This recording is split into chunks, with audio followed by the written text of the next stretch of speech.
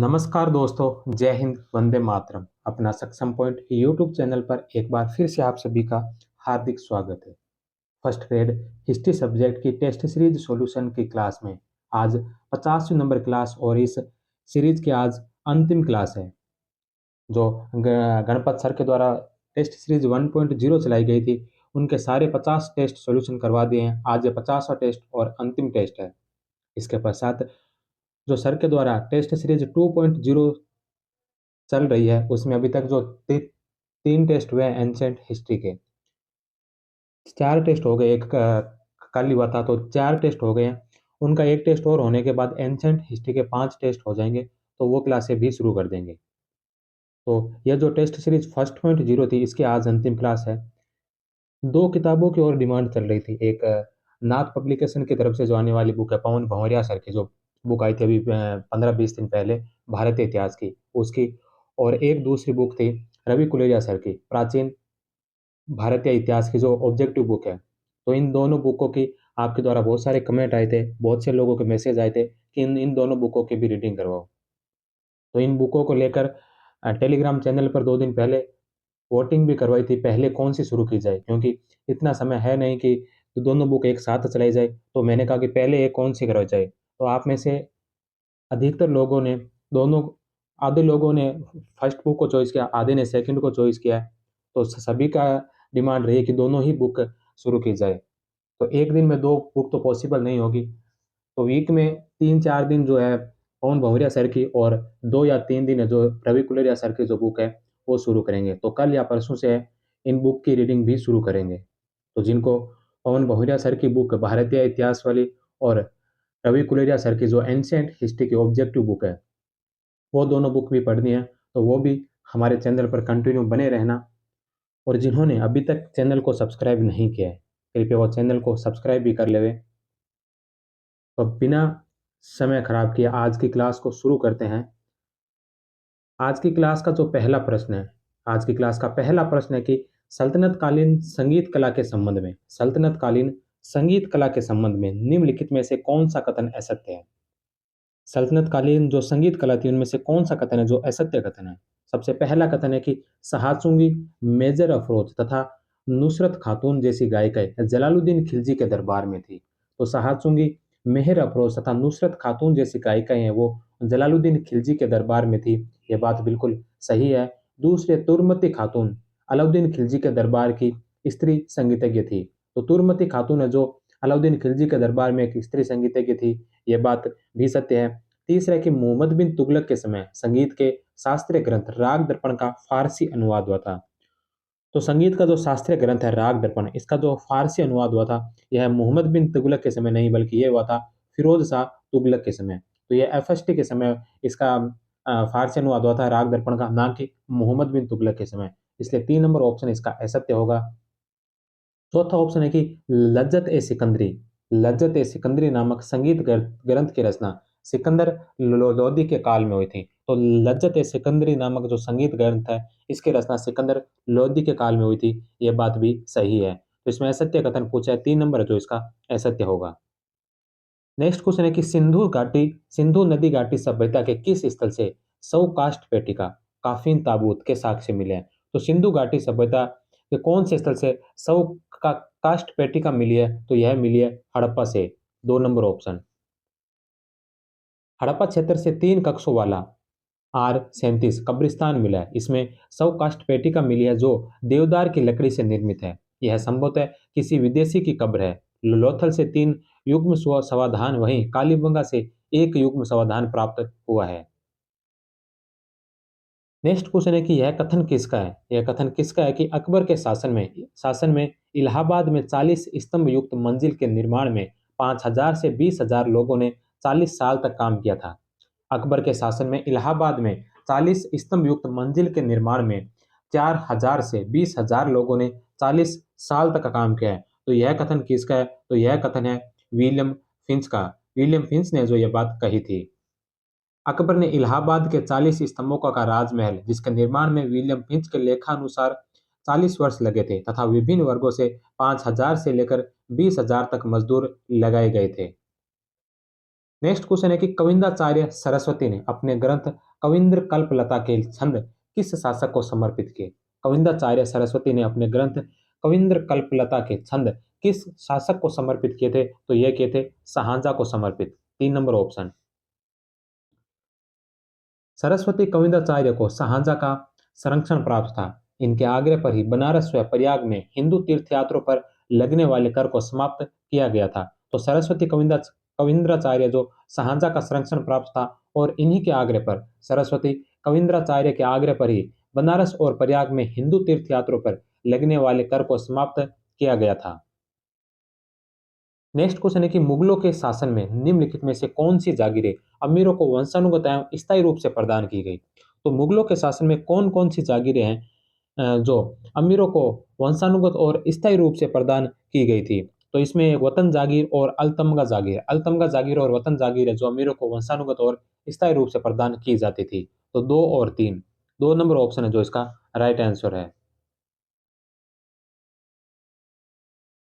Next question है कि मराठा प्रशासन में गांव में जो भूमि का लेखा रखता था उसे क्या कहा जाता था? तो मराठा प्रशासन के अंदर गांव में जो भूमि का लेखा रखता था उसे क्या कहते थे? तो उसे कहते थे कुलकर्णी।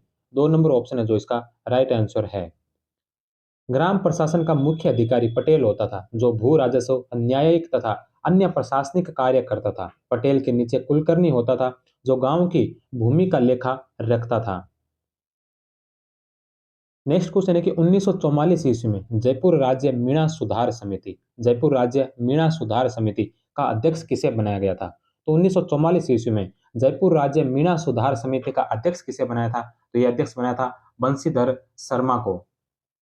7 अप्रैल 1944 को नीम का थाना में जैन मुनि मगन सागर की अध्यक्षता में अधिवेशन हुआ। इस अधिवेशन में बंशीधर शर्मा की अध्यक्षता में 1944 में जयपुर राज्य मीणा सुधार समिति का गठन किया गया था। तो 7 अप्रैल 1944 को नीम का थाना में जैन मुनि मगन सागर की अध्यक्षता में जो अधिवेशन हुआ था, इस अधिवेशन में बंशीधर शर्मा की अध्यक्षता में 1944 ईस्वी में जयपुर राज्य मीणा सुधार समिति का गठन किया गया था। नेक्स्ट क्वेश्चन है कि अशोक के कौन से शिलालेख के अंदर युक्त रज्जुकों तथा पारदर्शिकों की नियुक्ति का प्रावधान किया गया है? तो यह किया गया है तीसरे शिलालेख के अंदर। अशोक ने युक्त रज्जुकों तथा पारदर्शिकों की नियुक्ति 12वें वर्ष में की थी जिसका उल्लेख वृत्त शिलालेख संख्या 3 में मिलता है। नेक्स्ट क्वेश्चन है कि मोहम्मद बिन तुगलक ने निम्नलिखित में से किसे सिंध का राजस्व अधिकारी नियुक्त किया था? तो मोहम्मद बिन तुगलक ने जो सिंध का राजस्व अधिकारी किसे नियुक्त किया था? तो मोहम्मद बिन तुगलक ने सिंध का जो राजस्व अधिकारी नियुक्त किया था, यह किया था रतन को। रतन, 1 नंबर ऑप्शन। रतन को सिंध का राजस्व अधिकारी नियुक्त किया गया। मीरन राय को गुलबर्गा का राज्यपाल नियुक्त किया। किशन बाजरन इंद्री को सेहवान तथा अवध का हाकिम नियुक्त किया। वहीं पीरा माली को दीवान ए विजारत प्रदान की। तो रतन को जो सिंध का राजस्व अधिकारी बनाया, मीरन राय को गुलबर्गा का राज्यपाल बनाया, किशन बाजरन इंदारी को सेहवान तथा अवध का हाकिम नियुक्त किया और पीरा माली को जो दीवान ए विजारत प्रदान की गई थी। नेक्स्ट क्वेश्चन है कि निम्नलिखित में से कौन सा सुमेलित नहीं है? सबसे पहला है कि फ्रेजर आयोग जो पुलिस प्रशासन इनाम आयोग का संबंध भूस्वामियों की उपाधियों की जांच हेतु बनाया गया था।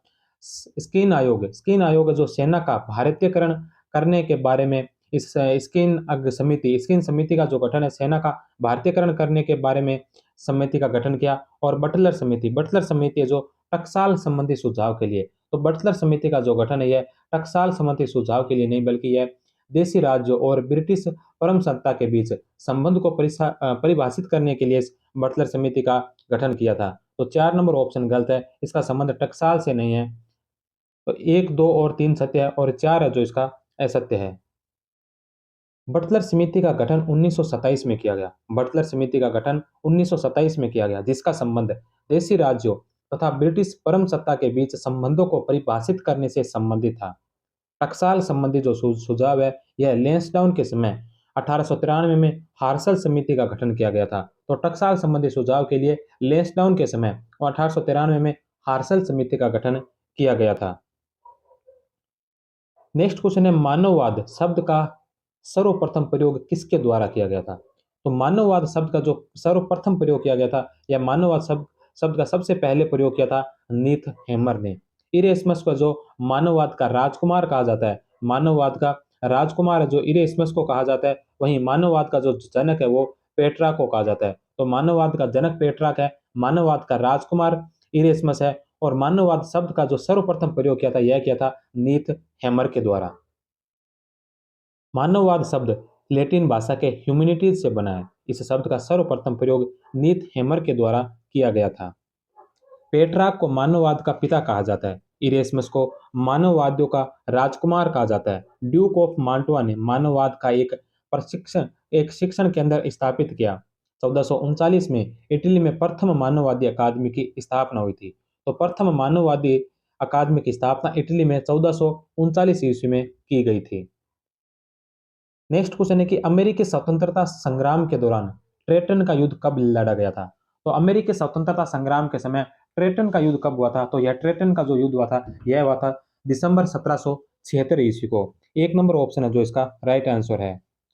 ट्रेटन का युद्ध जो दिसंबर 1776 में, प्रिंसटन का युद्ध जनवरी 1700 सितंबर में, और साराटोगा साराटोगा का जो युद्ध हुआ था यह साराटोगा का युद्ध हुआ था अक्टूबर 1777 ईस्वी में। नेक्स्ट क्वेश्चन है कि निम्नलिखित में से किस लड़ाई का संबंध प्रथम विश्व युद्ध से नहीं है? निम्नलिखित में से कौन सी लड़ाई का संबंध प्रथम विश्व युद्ध से नहीं है?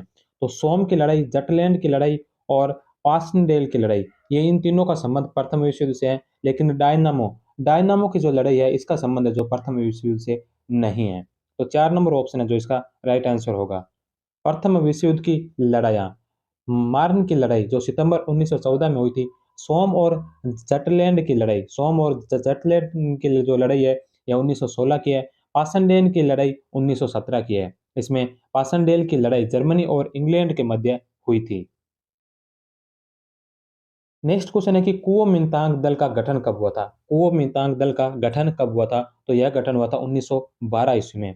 कुओमिंतांग दल का गठन 1912 में सन्यात सेन ने किया था। कुओमिंतांग दल का जो गठन है यह 1912 में सन्यात सेन के द्वारा किया गया था। नेक्स्ट क्वेश्चन है कि 1911 में अगाडिर संकट के पश्चात जर्मनी और फ्रांस के बीच में संधि हुई थी। इस संधि के तहत जर्मनी को कौन से प्रदेश का आधा भाग मिला था? 1911 में अगाडिर संकट के पश्चात जर्मनी और फ्रांस के मध्य जो संधि हुई थी, इस संधि के तहत जर्मनी को कौन से प्रदेश का आधा भाग मिला था? तो यह मिला था कांगो प्रदेश का आधा भाग। 1911 में जब मोरक्को के फेज नगर में विद्रोह हुआ था, तब वहां के लोगों को दबाने के लिए फ्रांस ने सेना भेजी। तब जर्मनी ने इसका विरोध करते हुए अगाडिर बंदरगाह के लिए अपना जंगी जहाज पैंथर रवाना किया। ऐसी स्थिति में जर्मनी और फ्रांस के मध्य तनाव की स्थिति पैदा हो गई। तब 4 नवंबर 1911 को दोनों देशों के मध्य संधि हुई, जिसके तहत जर्मनी ने मोरक्को पर फ्रांस का अधिकार स्वीकार कर लिया और उसके बदले फ्रांस ने जर्मनी को फ्रेंच कांगो का आधा भाग दे दिया था। नेक्स्ट क्वेश्चन है यूनिसेफ का मुख्यालय कहां पर है? यूनिसेफ का मुख्यालय कहां पर है? तो यूनिसेफ का जो मुख्यालय है यह मुख्यालय न्यूयॉर्क के अंदर। 2 नंबर ऑप्शन। संयुक्त राष्ट्र बाल संकट संयुक्त राष्ट्र बाल संकट कोष की स्थापना 11 दिसंबर 1946 को 11 दिसंबर 1946 को हुई थी। इसका मुख्यालय न्यूयॉर्क में है। इसका उद्देश्य स्वास्थ्य तथा पोषण आदि कार्यक्रमों के माध्यम से बाल कल्याण के कार्यों को प्रोत्साहित करना है। नेक्स्ट क्वेश्चन है कि मिस्र में ब्रिटिश सत्ता का वास्तविक संस्थापक किसे माना जाता है? मिस्र के अंदर जो ब्रिटिश सत्ता का वास्तविक संस्थापक किसे माना जाता है? तो यह माना जाता है क्रोमर को। 2 number option.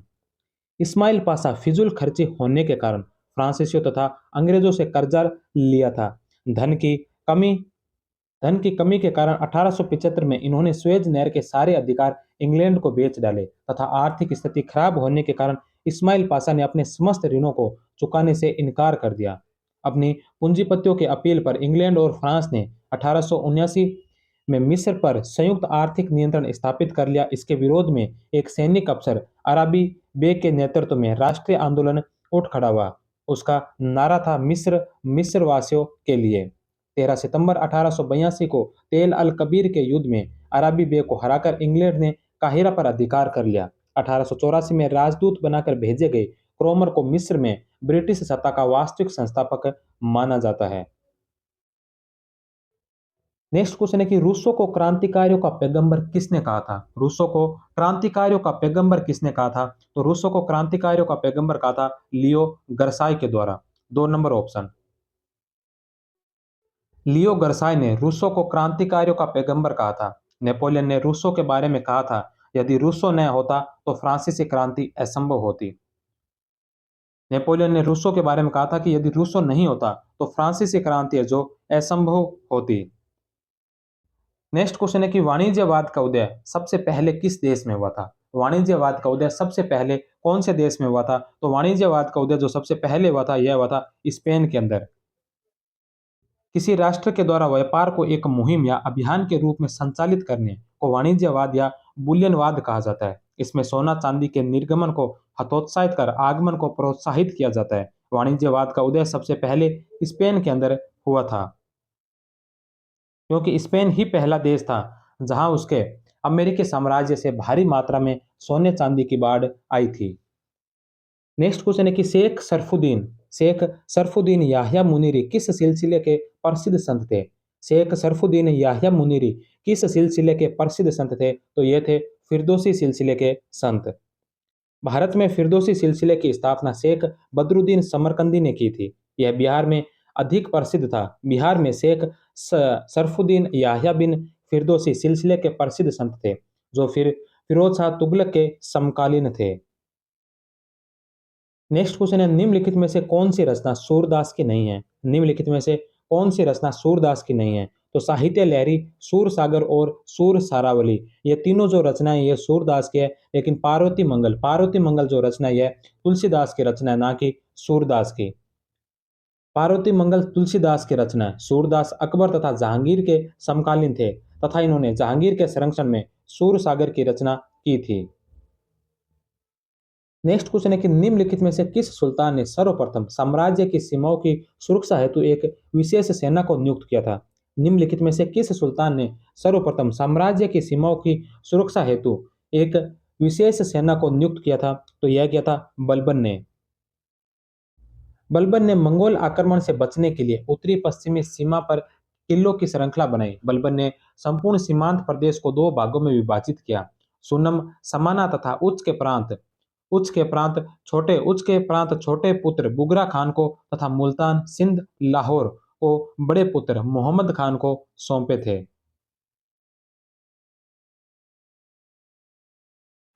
Next question next question है कि एक भी तीर गोली नहीं चली, वह मुगल सेना युद्ध मैदान में भाग खड़ी हुई। एक भी तीर गोली नहीं चली और मुगल सेना युद्ध मैदान से भाग खड़ी हुई। मिर्जा हैदर दोगलात ने यह कथन किस युद्ध के बारे में कहा था? तो यह कथन कौन से युद्ध के बारे में कहा गया कि एक भी तीर गोली नहीं चली, वह मुगल सेना युद्ध मैदान से भाग खड़ी हुई? तो यह कहा गया था कन्नौज के युद्ध के लिए। कन्नौज का युद्ध जो 1540 के अंदर हुआ था, इस कन्नौज के युद्ध से संबंधित यह बात कही गई थी। तो कन्नौज का युद्ध 3 नंबर ऑप्शन है जो इसका राइट आंसर होगा। कन्नौज का युद्ध 17 मई 1540 ईस्वी को गंगा नदी के तट पर हुआ। कन्नौज के युद्ध में हुमायूं शेरशाह सूरी के हाथों निर्णायक रूप से पराजित हुआ था। इस युद्ध में तारिक ए रशीदी के लेखक मिर्जा हैदर दोगलात ने भी भाग लिया था। उन्होंने अपनी पुस्तक में लिखा कि एक भी तीर गोली नहीं चली, वह मुगल सेना युद्ध मैदान से भाग खड़ी हुई। नेक्स्ट क्वेश्चन है कि दिल्ली सल्तनत का पहला शासक जिसने सिक्कों पर टकसाल का नाम उत्कीर्ण करवाने की परंपरा शुरू की थी? तो दिल्ली सल्तनत का वह पहला शासक कौन था जिसने सिक्कों पर टकसाल का नाम उत्कीर्ण करवाने की परंपरा को शुरू किया था? तो वह दिल्ली सल्तनत का पहला सुल्तान था इल्तुतमिश। 4 number option. इल्तुतमिश वह पहला सुल्तान था जिसने सिक्कों पर टकसाल, जिस शहर में वे डाले जाते थे, का नाम उत्कीर्ण करवाने की परंपरा को शुरू किया था। नेक्स्ट क्वेश्चन है कि निजामुद्दीन जुनेदी निम्नलिखित में से किसका वजीर था? निजामुद्दीन जुनेदी निम्नलिखित में से किसका वजीर था? तो निजामुद्दीन जुनेदी है जो यह इल्तुतमिश का वजीर था। 3 नंबर ऑप्शन है जो इसका राइट आंसर है। नेक्स्ट क्वेश्चन है सोनक और पीपलाद किस वेद की शाखाएं थी? तो सोनद और पीपलाद है जो ये अथर्ववेद की शाखाएं थी। नेक्स्ट क्वेश्चन है कि किस शासक के शासनकाल में अख्त खां का विद्रोह हुआ था? कौन से शासक के शासनकाल में जो अख्त खां का विद्रोह हुआ था, तो अख्त खां का जो विद्रोह हुआ था, यह कौन से शासक के शासनकाल के समय हुआ? यह हुआ था अलाउद्दीन खिलजी के समय। अलाउद्दीन खिलजी, 2 नंबर ऑप्शन है जो उसका राइट आंसर है। अलाउद्दीन खिलजी ने जब रणथंबोर अभियान किया, उस समय अख्त खान ने विद्रोह किया था। नेक्स्ट क्वेश्चन है कि वॉइस ऑफ इंडिया के संपादक कौन थे? तो वॉइस ऑफ इंडिया के जो संपादक थे, वो थे दादा भाई नौरोजी। 2 number option. दादा भाई नौरोजी ने रस्त गोफ्तार, हिंदुस्तानी, वॉइस ऑफ इंडिया तथा एडवोकेट ऑफ इंडिया नामक समाचार पत्रों का संपादन किया था। नेक्स्ट क्वेश्चन है कि विक्रमशिला विश्वविद्यालय स्थित है। तो विक्रमशिला विश्वविद्यालय कहाँ पर स्थित है? ये आप सबको पता होगा। विक्रमशिला विश्वविद्यालय जो बिहार के अंदर है। विक्रमशिला विश्वविद्यालय की स्थापना धर्मपाल ने गंगा तथा सोन नदियों के संगम पर की थी। नेक्स्ट क्वेश्चन है कि एलोरा में कैलाश मंदिर का निर्माण किसने करवाया? एलोरा में कैलाश मंदिर का निर्माण किसने करवाया? तो एलोरा में जो कैलाश मंदिर का निर्माण करवाया था, यह करवाया था कृष्ण प्रथम के द्वारा। 4 नंबर ऑप्शन। एलोरा के कैलाश मंदिर का निर्माण राष्ट्रकूट शासक कृष्ण प्रथम ने करवाया था। यह मंदिर भगवान शिव को समर्पित है। नेक्स्ट क्वेश्चन है कि डच्चों ने इंडोनेशिया के प्रदेशों में एक नवीन आर्थिक नीति लागू की, उसे क्या कहा गया? डच्चों ने इंडोनेशिया के प्रदेशों में एक नवीन आर्थिक नीति लागू की थी, उसे क्या कहा गया था? तो डच्चों के द्वारा इंडोनेशिया में जो नवीन आर्थिक नीति लागू की, उसे कल्चर सिस्टम कहा गया। 1 नंबर ऑप्शन। डच शासकों ने इंडोनेशिया को अपनी आर्थिक समृद्धि का आधार बनाने के लिए 1830 ईस्वी में एक नई आर्थिक नीति प्रारंभ की, जिसे कल्चर सिस्टम कहा गया। इसका उद्देश्य व्यावसायिक फसलों को बोने पर बल देना था। इसमें यह निश्चय किया गया कि किसान अपनी जमीन के एक निश्चित हिस्से में ऐसी फसल उगाए जिसे यूरोप के बाजारों में आसानी से बेचा जा सके। इस कार्य को प्रारंभ करने का श्रेय वेन डेन बोक ने किया था। नेक्स्ट क्वेश्चन है कि जेम्स हर्ग्विस ने स्पिनिंग जेनी का आविष्कार कब किया? तो जेम्स हर्ग्विस ने जो स्पिनिंग जेनी का आविष्कार किया था, यह किया था 1765 ईस्वी के अंदर। 1765 ईस्वी में जो इसका आविष्कार किया गया था। 18वीं शताब्दी में ब्रिटेन में कपास की कताई और बुनाई के उद्योग में निम्नलिखित आविष्कार हुए थे। सबसे पहले उड़न तूरी करघा, फ्लाइंग शटल लूम। 1733 ईस्वी में लंकाशायर निवासी जॉन के ने उड़न तूरी करिया यानी कि फ्लाइंग शटल लूम का आविष्कार किया। इसकी सहायता से कम समय में चौड़ा कपड़ा बनाना संभव हो पाया था। दूसरी है स्पिनिंग जेनी। स्पिनिंग जेनी का जो आविष्कार है, यह 1765 में ब्लैकबर्न निवासी जेम्स हार्ग्रीव्स ने स्पिनिंग जेनी नामक मशीन का आविष्कार किया। इस पर एक अकेला व्यक्ति एक साथ सूत के 8 धागे काट सकता था। तीसरे नंबर पर आता है एक और वाटर फ्रेम का जो आविष्कार है, यह 1769 ईस्वी में रिचर्ड ऑर्कराइट ने वाटर फ्रेम नामक सूत काटने की मशीन का आविष्कार किया। इस मशीन द्वारा पहले से कहीं अधिक मजबूत धागा बनाए जाने लगा। इसे भावी कारखाना पद्धति को जन्म दिया। म्यूल 1779 में सैमुअल क्रॉकटाउन ने म्यूल नामक मशीन का आविष्कार किया था। पावरलूम 1787 में एडमंड कार्टराइट ने शक्ति से चलने वाली पावरलूम नामक करघे का आविष्कार किया। पावरलूम को चलाना अत्यंत आसान था। जब भी धागा टूटता, वह अपने आप काम करना बंद कर देता। इससे किसी भी प्रकार के धागे से बुनाई की जा सकती थी। 1830 के दशक में 1830 के दशक से वस्त्र उद्योग में नई नई मशीनें बनाने के बजाय श्रमिकों की उत्पादकता बढ़ाने पर अधिक ध्यान दिया जाने लगा। इन आविष्कारों के बाद कताई बुनाई का काम अब घरों से हटकर कारखानों में चला गया, ताकि इस कार्य में और कुशलता लाई जा सके। नेक्स्ट क्वेश्चन है कि शिवाजी के जीवन की अंतिम घटना कौन सी थी? शिवाजी के जीवन की अंतिम घटना कौन सी थी इन 4 घटनाओं में से? तो शिवाजी के जीवन की जो अंतिम घटना है इन चारों घटनाओं में से, वो घटना है 1674 का राज्याभिषेक। क्योंकि अफजल खान का जो आक्रमण हुआ था, अफजल खान की जो हत्या की थी, यह की थी 1659 के अंदर, जो 1674 से पहले की घटना है। शाइस्ता खान का जो आक्रमण हुआ था, शाइस्ता खान पर आक्रमण किया था, यह किया था 1663 ईस्वी में। तो यह भी 1674 से पहले की है। और जो सूरत की लूट हुई थी, सूरत पर शिवाजी ने 2 बार लूटा था सूरत को, एक बार 1664 में और एक बार 1670 ईस्वी में। तो इन चारों में जो बाद की घटना है, शिवाजी के जीवन की अंतिम घटना वो है 1674 का राज्याभिषेक। तो 1 नंबर ऑप्शन है जो इसका राइट आंसर होगा। शिवाजी के जीवन की पहली घटना अफजल खान से संघर्ष है। तो 1659 में वह अफजल खान बीजापुर का सेनानायक था, जिसको शिवाजी की हत्या करने के लिए भेजा गया था। किंतु एक कुशल राजनीतिज्ञ का परिचय देते हुए शिवाजी ने अफजल खान की हत्या कर दी। शाइस्ता खान शाइस्ता खान औरंगजेब का मामा था, जिसे शिवाजी को कुचलने के लिए दक्षिण का सूबेदार नियुक्त किया गया था। शिवाजी ने शाइस्ता खान के पुणे स्थित शिविर पर अचानक रात्रि में आक्रमण किया। यह 1663 ईस्वी की बात है। आक्रमण करके उसे आतंकित कर दिया था। शिवाजी ने सूरत नगर पर 2 बार आक्रमण किया। पहली बार 1664 में और दूसरी बार जो 1670 में। दोनों बार शिवाजी ने सूरत को लूटकर अपार धन अर्जित किया था। शिवाजी ने अपना राज्याभिषेक 1674 में किया था, जो उपरोक्त घटनाओं में अंतिम था। शिवाजी ने अपना राज्याभिषेक 2 बार किया था। जून 1674 में उन्होंने वैदिक रीति से तथा अक्टूबर 1674 में तांत्रिक विधि से राज्याभिषेक करवाया था। नेक्स्ट क्वेश्चन है कि स्थायी बंदोबस्ती के अंतर्गत समझौता किसके साथ किया गया? स्थायी बंदोबस्ती के अंतर्गत समझौता किसके साथ किया गया था? तो यह समझौता किया गया था जमींदारों के साथ। 3 नंबर ऑप्शन।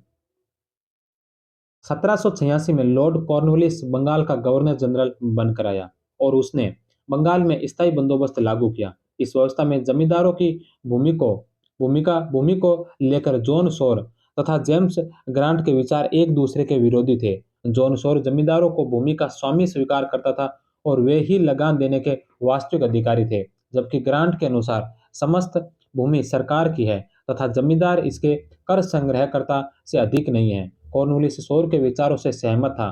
कॉर्नवालिस ने 1790 ईस्वी में 10 वर्षीय लगान व्यवस्था लागू की, जिसे डायरेक्टरों की स्वीकृति के बाद 22 मार्च 1793 को स्थायी बंदोबस्त नाम दिया गया था।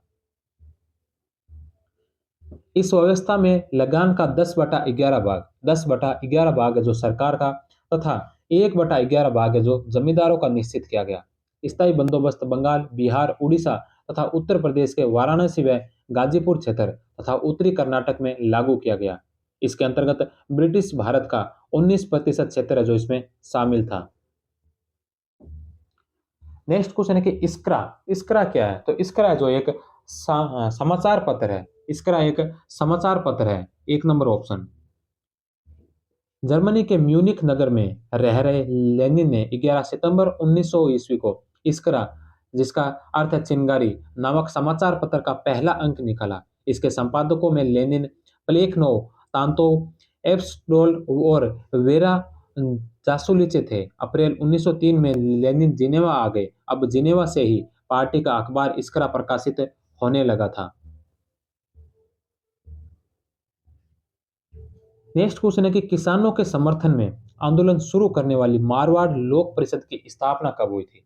किसानों के समर्थन में आंदोलन शुरू करने वाली मारवाड़ लोक परिषद की स्थापना कब हुई थी? तो इसकी स्थापना हुई थी 1938 ईस्वी में। 3 नंबर ऑप्शन।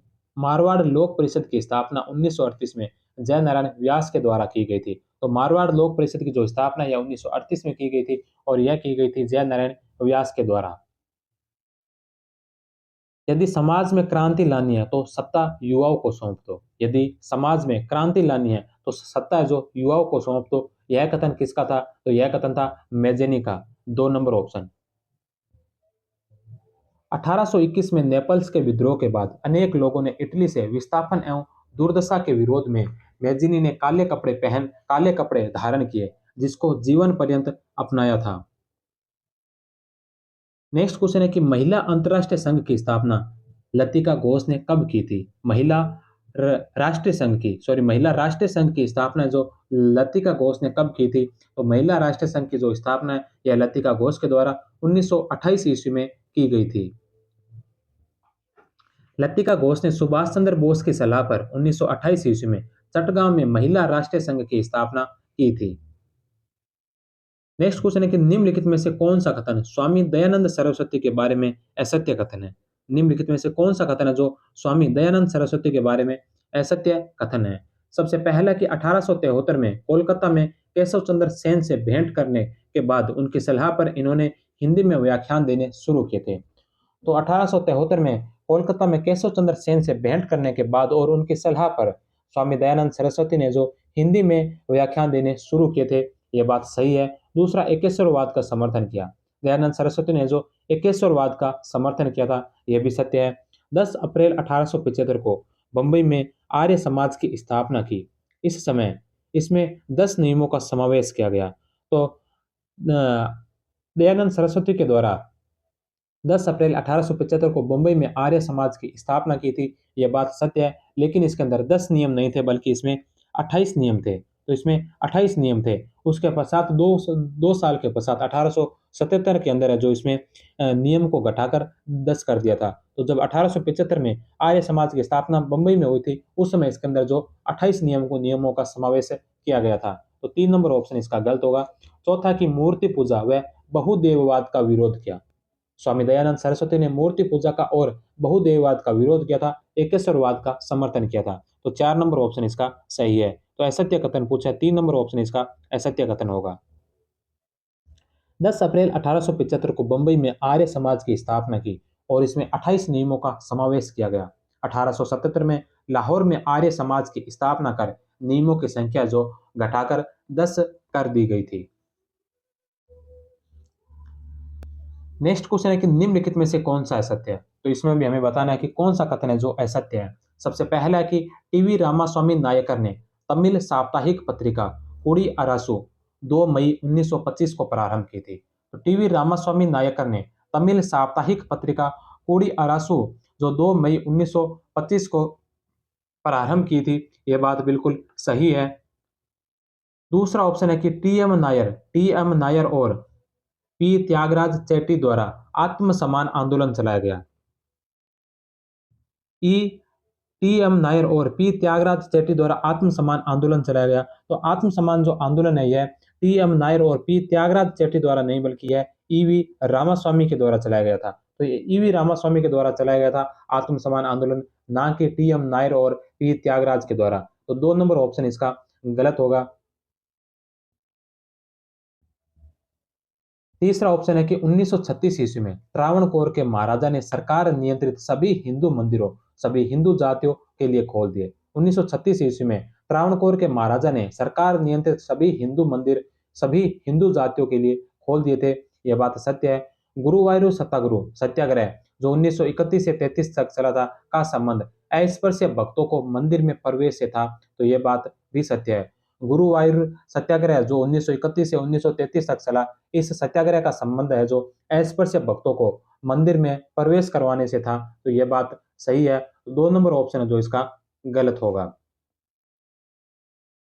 नेक्स्ट क्वेश्चन है कि प्रथम लाहौर षड्यंत्र केस का संबंध किससे था। प्रथम लाहौर षड्यंत्र केस का संबंध किससे था। तो इसका संबंध था गदर पार्टी के नेताओं से। 2 नंबर ऑप्शन।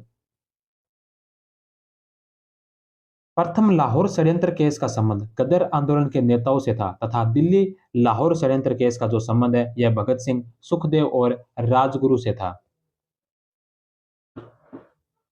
नेक्स्ट क्वेश्चन है कि निम्नलिखित में से कौन सा कथन लाला लाजपत राय के संबंध में असत्य है। निम्नलिखित में से कौन सा कथन है जो लाला लाजपत राय के बारे में असत्य कथन है। सबसे पहला कथन है कि 1916 में अनहैप्पी इंडिया का प्रकाशन किया। लाला लाजपत राय ने 1916 में अनहैप्पी इंडिया का प्रकाशन किया, यह बात गलत है, क्योंकि लाला लाजपत राय के द्वारा अनहैप्पी इंडिया का जो प्रकाशन है यह 1916 में नहीं बल्कि 1928 में किया गया था। तो अनहैप्पी इंडिया का जो प्रकाशन लाला लाजपत राय के द्वारा 1928 के अंदर किया गया था, इसलिए 1 नंबर ऑप्शन इसका असत्य होगा। दूसरा कि न्यूयॉर्क में 1917 में इंडियन होम रूल लीग की स्थापना की। लाला लाजपत राय ने 1917 में इंडियन होम रूल लीग की स्थापना न्यूयॉर्क शहर में की थी, यह बात भी सत्य है। तीसरा ऑप्शन है कि इन्होंने पंजाब नेशनल बैंक और लक्ष्मी बीमा कंपनी की स्थापना की थी। तो पंजाब नेशनल बैंक की जो स्थापना है लाला लाजपत राय के द्वारा की गई थी और लक्ष्मी बीमा कंपनी की स्थापना भी लाला लाजपत राय के द्वारा की गई थी, यह भी सत्य है। चौथा है कि यह इटली के मैजिनी को अपना राजनीतिक गुरु मानते थे।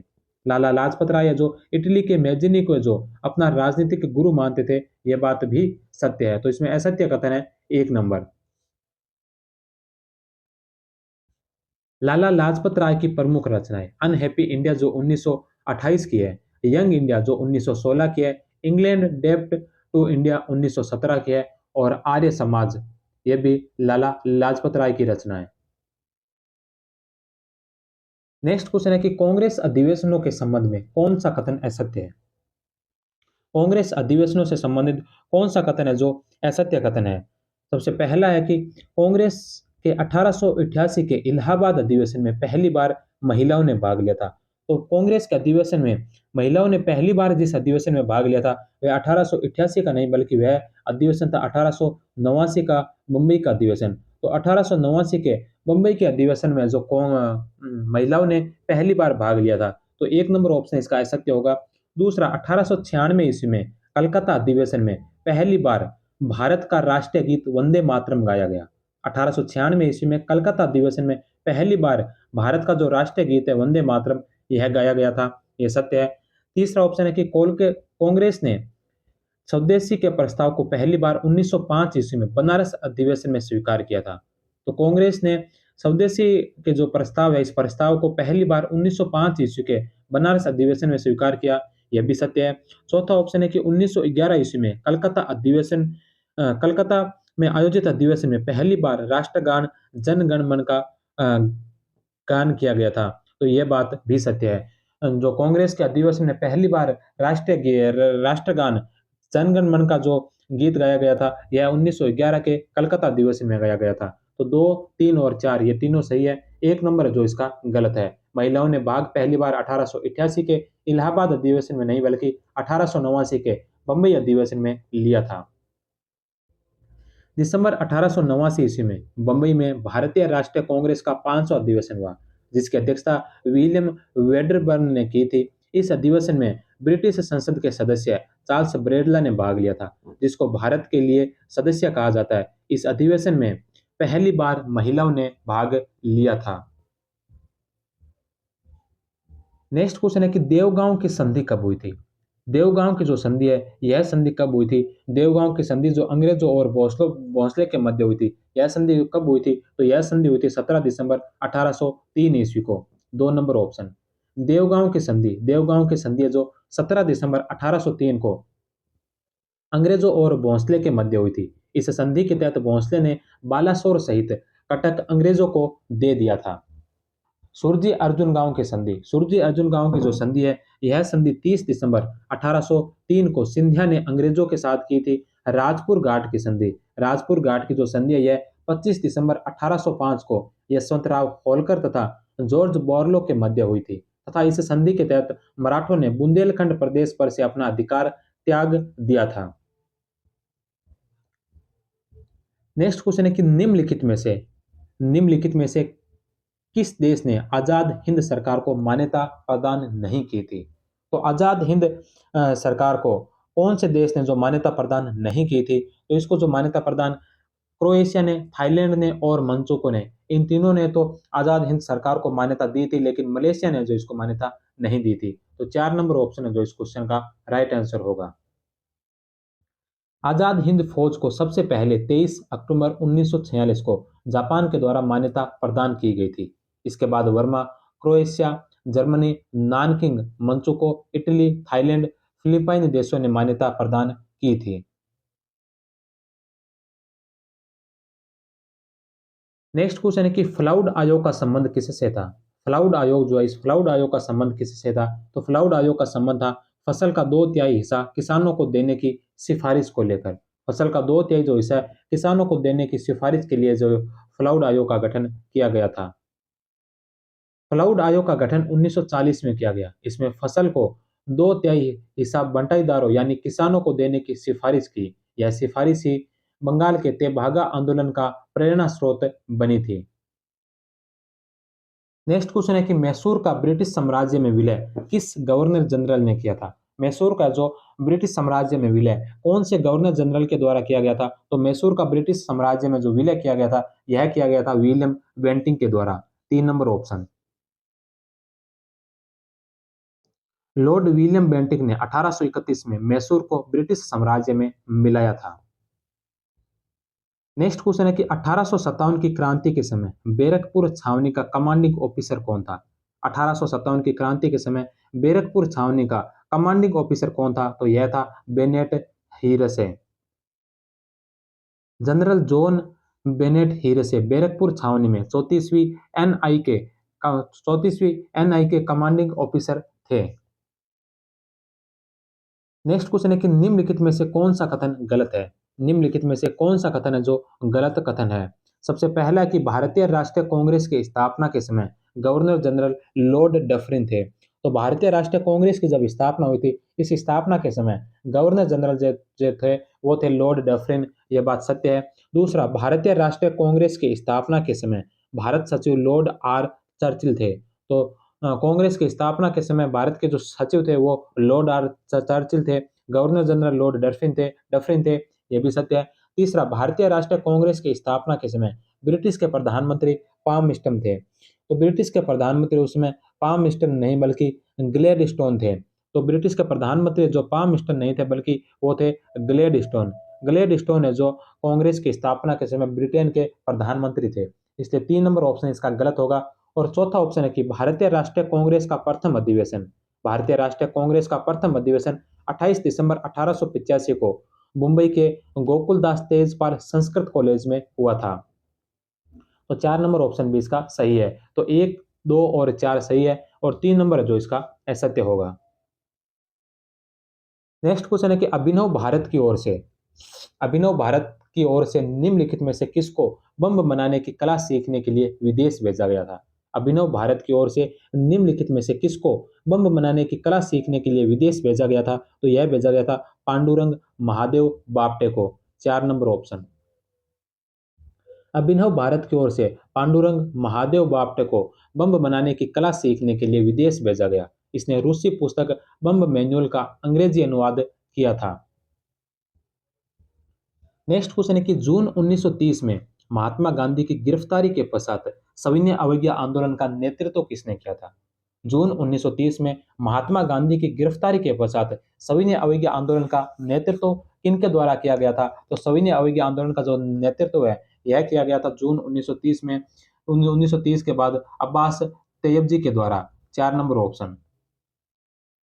जून 1930 में महात्मा गांधी की गिरफ्तारी के पश्चात अब्बास तैयब जी ने सविनय अवज्ञा आंदोलन का नेतृत्व किया था। स्वामी गोविंदानंद ने सिंध में सविनय अवज्ञा आंदोलन का नेतृत्व किया था। वहीं आंध्र प्रदेश में कोंडा वेंकटप्पया ने सविनय अवज्ञा आंदोलन का नेतृत्व किया था। नेक्स्ट क्वेश्चन है कि निम्नलिखित में से किस वायसराय ने अफगानिस्तान के मामले में कुशल आक्रमणता की नीति त्याग कर अग्रगामी नीति का पालन किया था। तो कौन से वायसराय थे जिसने अफगानिस्तान के मामले में कुशल आक्रमणता की नीति को त्यागा और अग्रगामी नीति का पालन किया था। तो वह थे Lord Lytton. 3 number option. Sir John Lawrence ने अफगानिस्तान के मामले में कुशल आक्रमणता या शानदार निष्क्रियता की नीति जो कि स्पष्ट रूप से हस्तक्षेप की नीति थी शुरू की। लॉर्ड लिटन ने अफगानिस्तान के मामले में कुशल आक्रमणता की नीति त्याग कर अग्रगामी नीति का पालन किया था। नेक्स्ट क्वेश्चन है कि निम्नलिखित में से कौन सा असुमेलित है। एक तरफ कुछ क्षेत्रों के नाम दे रखे हैं और दूसरी तरफ है जो संबंधित नदियों के नाम दे रखे हैं। तो सबसे पहला था बालाकोट। बालाकोट है जो गोदावरी नदी के किनारे है। बालाकोट सॉरी विंदार नदी के किनारे है। तो बालाकोट है जो विंदार नदी के किनारे है। यह बात सही है। दूसरा है मांडा। मांडा जो चिनाब नदी के किनारे है। आलमगीरपुर है जो हिंडन नदी के किनारे है। और देमाबाद है जो नर्मदा नदी के किनारे नहीं बल्कि यह है परवरा नदी के किनारे है। परवरा नदी के किनारे जो देमाबाद स्थित है ना कि नर्मदा नदी के किनारे। तो 4 नंबर ऑप्शन इसका गलत है। सिंधु सभ्यता के सबसे दक्षिणतम स्थल देमाबाद गोदावरी की सहायक नदी परवरा नदी के किनारे स्थित है। नेक्स्ट क्वेश्चन है कि हर्षवर्धन की अश्व सेना का प्रमुख कौन था। हर्षवर्धन की अश्व सेना का प्रमुख कौन था। तो हर्षवर्धन की अश्व सेना का जो प्रमुख था उसे कहा जाता था कुंतल। 2 number option. हर्षवर्धन और उससे जुड़े महत्वपूर्ण व्यक्ति प्रभाकर वर्धन के अंतिम समय में हुण आक्रमण हुआ तब राज्यवर्धन को पुनगंग ने सूचना दी कि आपने आपके पापा बीमार हो गए हैं। रसायन और सुसेन ने प्रभाकर वर्धन का इलाज भी किया लेकिन उनको बचाने में असफल रहे। राज्यवर्धन ने गौड़ नरेश को पराजित कर दिया था लेकिन संसाक ने वैवाहिक समझौते का आश्वासन दिया और राज्यवर्धन को घर ले जाकर उसकी हत्या कर दी थी। तब कुंतल ने यह खबर हर्षवर्धन तक पहुंचाई। भंडी भंडी जो यह हर्षवर्धन का प्रधान सचिव था, इसने राज्यश्री के कारागार से भागने की सूचना हर्षवर्धन को दी थी। दिवाकर मित्र यह बौद्ध भिक्षु था जिसने राज्यश्री के ढूंढने में हर्षवर्धन की सहायता की थी। बोनी इसने हर्षवर्धन को कन्नौज का सिंहासन संभालने के लिए आमंत्रित किया था, लेकिन हर्षवर्धन ने मना कर दिया। फिर बोधिसत्व अवलोकितेश्वर के कहने पर सिंहासन ग्रहण किया था। सिंहनाद यह हर्षवर्धन का प्रधान सेनापति था। कुंतल यह अश्व सेना का प्रमुख था। स्कंदगुप्त यह हर्षवर्धन की गज सेना का प्रमुख था। नेक्स्ट क्वेश्चन है कि 16 अगस्त 1946 को हुए प्रत्यक्ष कार्रवाई दिवस के समय बंगाल का प्रधानमंत्री कौन था? 16 अगस्त 1946 को जब प्रत्यक्ष कार्रवाई दिवस मनाया गया था, उस समय बंगाल का प्रधानमंत्री कौन कौन था? तो बंगाल का जो प्रधानमंत्री है यह सोहरावर्दी था। प्रत्यक्ष कार्रवाई दिवस के समय बंगाल का प्रधानमंत्री सोहरावर्दी था। नेक्स्ट क्वेश्चन है इंडियन रिफॉर्म एसोसिएशन की स्थापना केशव चंद्र सेन के द्वारा कब की गई थी? इंडियन रिफॉर्म एसोसिएशन की जो स्थापना या केशव चंद्र सेन के द्वारा की गई थी 1870 ईस्वी में। 3 नंबर ऑप्शन। केशव चंद्र सेन के द्वारा 1866 में इंडियन ब्रह्म समाज की स्थापना की गई। केशव चंद्र सेन के द्वारा 1870 में इंडियन रिफॉर्म एसोसिएशन की स्थापना की गई। केशव चंद्र सेन के प्रयासों से ही 1872 में ब्रह्म मैरिज एक्ट पारित हुआ। केशव चंद्र सेन ने सुलभ समाचार नामक साप्ताहिक पत्रिका का प्रकाशन किया था। तो केशव चंद्र सेन ने इंडियन ब्रह्म समाज की स्थापना 1866 में की। इंडियन रिफॉर्म एसोसिएशन की स्थापना 1870 में की। ब्रह्म मैरिज एक्ट जो केशव चंद्र सेन के प्रयासों से पारित हुआ था, यह 1872 में हुआ। और सुलभ समाचार नामक जो साप्ताहिक पत्रिका शुरू की गई थी, यह भी केशव चंद्र सेन के द्वारा की गई थी। नेक्स्ट क्वेश्चन है कि प्रथम विश्व युद्ध के समय रूस और फ्रांस में संधि कब हुई थी? फर्स्ट वर्ल्ड वॉर के समय रूस और फ्रांस के मध्य जो संधि हुई थी, यह संधि कब हुई थी? तो यह संधि हुई थी 1894 में। रूस और फ्रांस के बीच जो संधि है यह 1894 में हुई थी। रूस और फ्रांस के मध्य संधि 1894। इंग्लैंड और जापान के बीच संधि 1902। इंग्लैंड और फ्रांस के बीच संधि 1904। और ट्रिपल एतांत के तहत इंग्लैंड, फ्रांस तथा रूस के बीच संधि जो 1907 के अंदर हुई थी।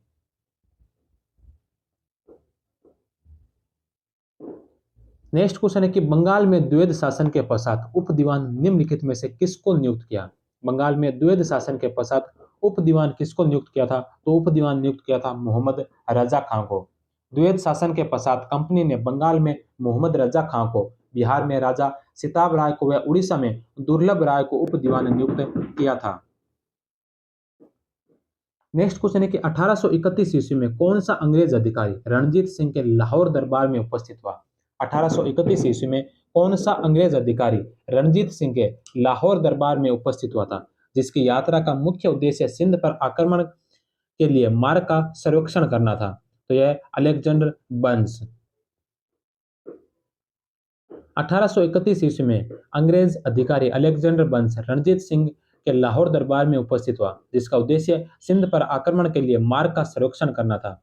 Metcalfe governor general Lord Minto का दूत था, जिसने 25 अप्रैल 1809 को रणजीत सिंह के साथ अमृतसर की संधि की थी।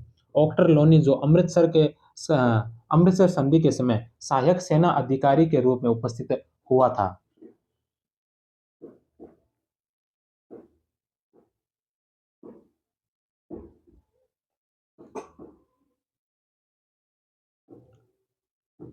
नेक्स्ट क्वेश्चन है कि निम्नलिखित में से कौन सा संगमकालीन चेरों का प्रसिद्ध बंदरगाह तथा रोम व्यापार का केंद्र था?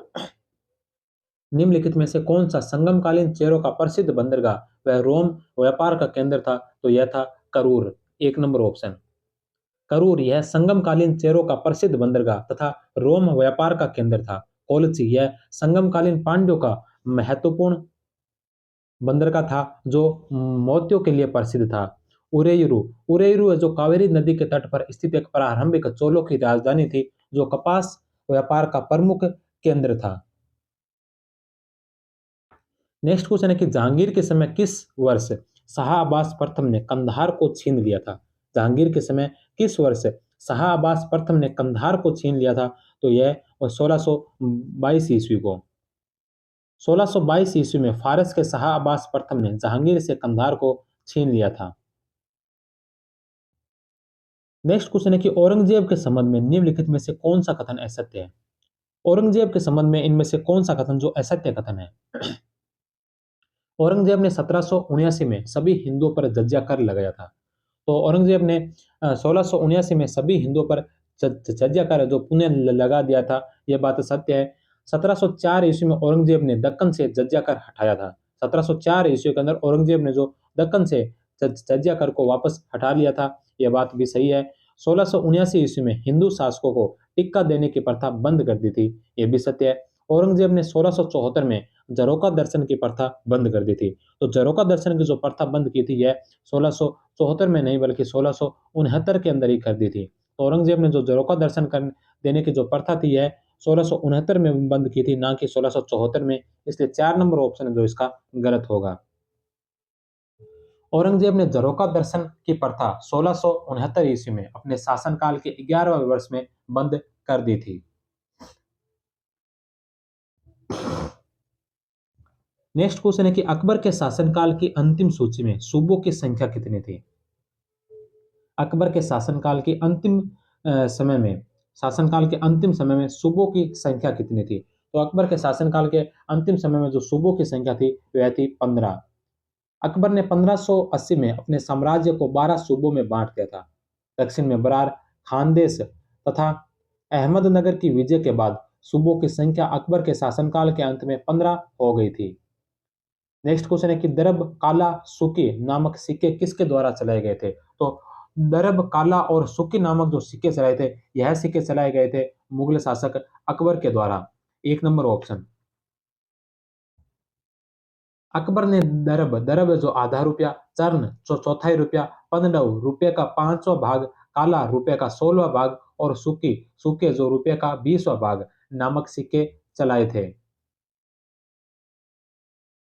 नेक्स्ट क्वेश्चन है कि निम्नलिखित सैनिकों में से किस सैनिक को राज्य की ओर से भर्ती किया जाता था? निम्नलिखित में से सैनिकों में से कौन से सैनिकों को जो राज्य की ओर से भर्ती किया जाता था तथा यह बादशाह के अंगरक्षक भी होते थे? तो वह थे अहदी प्रकार के सैनिक। अहदी सैनिक यह बादशाह के सैनिक होते थे। इनका वेतन वह साजो सामान राज्य की ओर से मिलता था। इनको राज्य की ओर से भर्ती किया जाता था। दाखिली सैनिक यह भी बादशाह की ओर से भर्ती होते थे, किंतु इन्हें मनसबदारों के नियंत्रण में रखा जाता था। एहसाम सैनिक जो यह बंदूक तथा तलवार चलाने में निपुण होते थे। और सहबंदी सैनिक जो यह सैनिक अस्थायी रूप से लिए जाते थे। नेक्स्ट क्वेश्चन है कि अकबर के द्वारा निर्मित किलों में निम्नलिखित में से कौन सा सुमेलित नहीं है?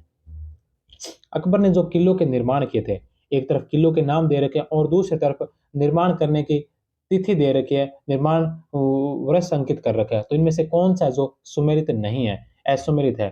अटक के किले का निर्माण 1581 में करवाया था। मैगजीन का किला जो 1570 में निर्मित करवाया था।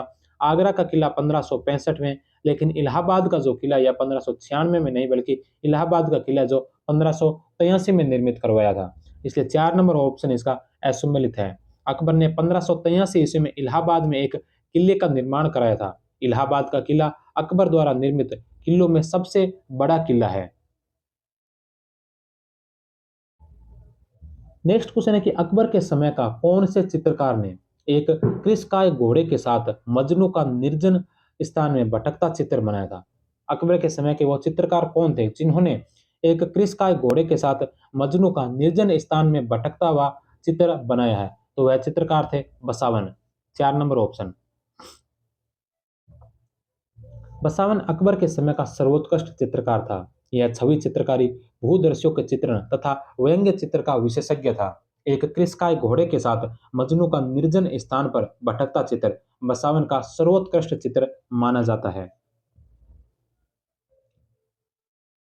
नेक्स्ट क्वेश्चन है कि निम्नलिखित में से किस शासक को पृथ्वीराज विजय ने वेरीगरट की पदवी दी गई? निम्नलिखित में से किस शासक को पृथ्वीराज विजय ने वेरीगरट की पदवी दी थी? तो यह दी थी गोविंद तृतीय ने। 2 नंबर ऑप्शन। वेरीगढ़ की उपाधि गोविंद तृतीय की है। प्रताप लंकेश्वर की उपाधि सोमेश्वर चौहान की है। तो वेरीगढ़ की जो उपाधि है यह गोविंद तृतीय की है और प्रताप लंकेश्वर की जो उपाधि है यह सोमेश्वर चौहान की उपाधि है। गिंगोली का युद्ध कब हुआ था? तो गिंगोली का युद्ध 1807 में। गिंगोली का युद्ध 1807 में जगत सिंह द्वितीय जो जयपुर के शासक थे और जोधपुर के शासक मान सिंह के मध्य हुआ था। मेवाड़ राजकुमारी कृष्णा कुमारी जो मेवाड़ महाराणा भीम सिंह की पुत्री थी को लेकर विवाद था, जिसको लेकर यह गिंगोली का युद्ध लड़ा गया था। नेक्स्ट क्वेश्चन है कि ख्वांद अमीर ने किस मुगल शासक को अमीर ए अकबर की उपाधि प्रदान की थी? ख्वांद अमीर ने कौन से मुगल शासक को अमीर ए अकबर की उपाधि प्रदान की? तो अमीर ए अकबर की जो उपाधि है यह ख्वांद अमीर ने हुमायूं को दी थी। ख्वांद अमीर ने कानून ए हुमायूं की रचना की, जिसे हुमायूं नामा कहा जाता है। ख्वांद अमीर ने हुमायूं की तुलना सिकंदर से की है और उसे सिकंदर ए आजम एवं खुदा का साया बताया है। नेक्स्ट क्वेश्चन है कि मुकदमा जिसने एज ऑफ कॉन्सेंट कानून 1891 के अधिनियमित किए जाने का मार्ग प्रशस्त किया, तो वह कौन सा मुकदमा है जिसने एज ऑफ कंसेंट कानून 1891 के अधिनियमित किए जाने का मार्ग प्रशस्त किया? तो यह था रुकमाबाई राउत मुकदमा। 2 नंबर ऑप्शन। रुकमाबाई राउत भारत की प्रथम महिला चिकित्सकों में से एक थी। वह एक ऐतिहासिक कानूनी मामले के केंद्र में भी थी, जिसके परिणाम स्वरूप एज ऑफ कॉन्सेप्ट एक्ट 1891 नामक कानून बना था। नेक्स्ट क्वेश्चन है कि किस लेख के अनुसार कुमारगुप्त प्रथम के संधि विग्राहक पृथ्वीसेन ने शिव प्रतिमा स्थापित कर पृथ्वीश्वर पृथ्वीश्वर शिवलिंग स्थापित करवाया था? कौन से अभिलेख के अनुसार कुमारगुप्त प्रथम ने संधि विग्राहक पृथ्वीसेन ने शिव प्रतिमा स्थापित कर पृथ्वीश्वर शिवलिंग स्थापित करवाया था? तो यह उल्लेख मिलता है कर्मदंडा लेख के अंदर। 4 नंबर ऑप्शन। कर्मदंडा लेख के अनुसार कुमारगुप्त के संधि विग्रह पृथ्वीसेन ने शिव प्रतिमा स्थापित करा के पृथ्वीश्वर शिवलिंग स्थापित करवाया। मानकुंवर लेख में बुद्ध मित्र द्वारा बुद्ध प्रतिमा स्थापित करवाए जाने का उल्लेख है। उदयगिरी लेख में शंकर नामक व्यक्ति द्वारा पार्श्वनाथ की मूर्ति स्थापित किए जाने का उल्लेख मिलता है। वहीं सांची लेख में हरिस्वामिन द्वारा सांची संघ को दान दिए जाने का उल्लेख है।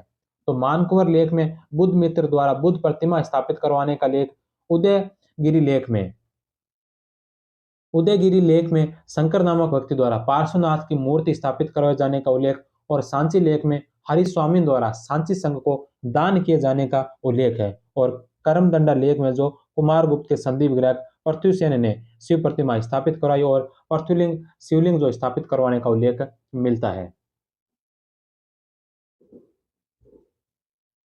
नेक्स्ट क्वेश्चन है कि हुरडा सम्मेलन में बूंदी का प्रतिनिधित्व किसने किया था? तो हुरडा जो सम्मेलन हुआ था, जो जिसकी अध्यक्षता मेवाड़ के शासक ने की थी, इस हुरडा सम्मेलन में बूंदी का प्रतिनिधित्व कौन से शासक ने किया था? तो बूंदी का प्रतिनिधित्व करने वाले थे दलेल सिंह। 3 number option. हुरडा सम्मेलन 17 जुलाई 1734 को आयोजित हुआ। हुरडा सम्मेलन की अध्यक्षता मेवाड़ के जगत सिंह द्वितीय ने की थी। इसके अंदर अगर शासकों की बात की जाए तो मारवाड़ से अभय सिंह, नागौर से भक्त सिंह, बीकानेर से जोरावर सिंह, बूंदी से दलेल सिंह, कोटा से दुर्जन साल, किशनगढ़ से राज सिंह और करौली से गोपाल पाल ने भाग लिया था। नेक्स्ट क्वेश्चन है कि चंद्रगुप्त द्वितीय के पदाधिकारियों में निम्नलिखित में से कौन शामिल नहीं था? चंद्रगुप्त द्वितीय के पदाधिकारियों में निम्नलिखित में से कौन शामिल नहीं था? तो चंद्रगुप्त द्वितीय के पदाधिकारियों में कौन शामिल नहीं था? तो इसमें शिखर स्वामी, वीरसेन सहु और सनकानिज महाराज ये शामिल थे। वसुबंधु जो इसमें शामिल नहीं था।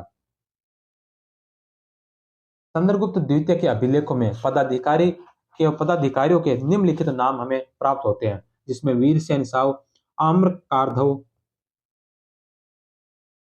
इसके अलावा सनकानिक महाराज, शिखर स्वामी, गोविंद गुप्त यह त्रिभुक्ति का प्रांतपति था। वैशाली बसाड़ से इसकी मुद्रा मिली है। स्वामी दास यह इसका संबंध बल्ख से था। वसुबंधु समुद्रगुप्त के दरबार में था। तो वसुबंधु है जो समुद्रगुप्त के दरबार में था।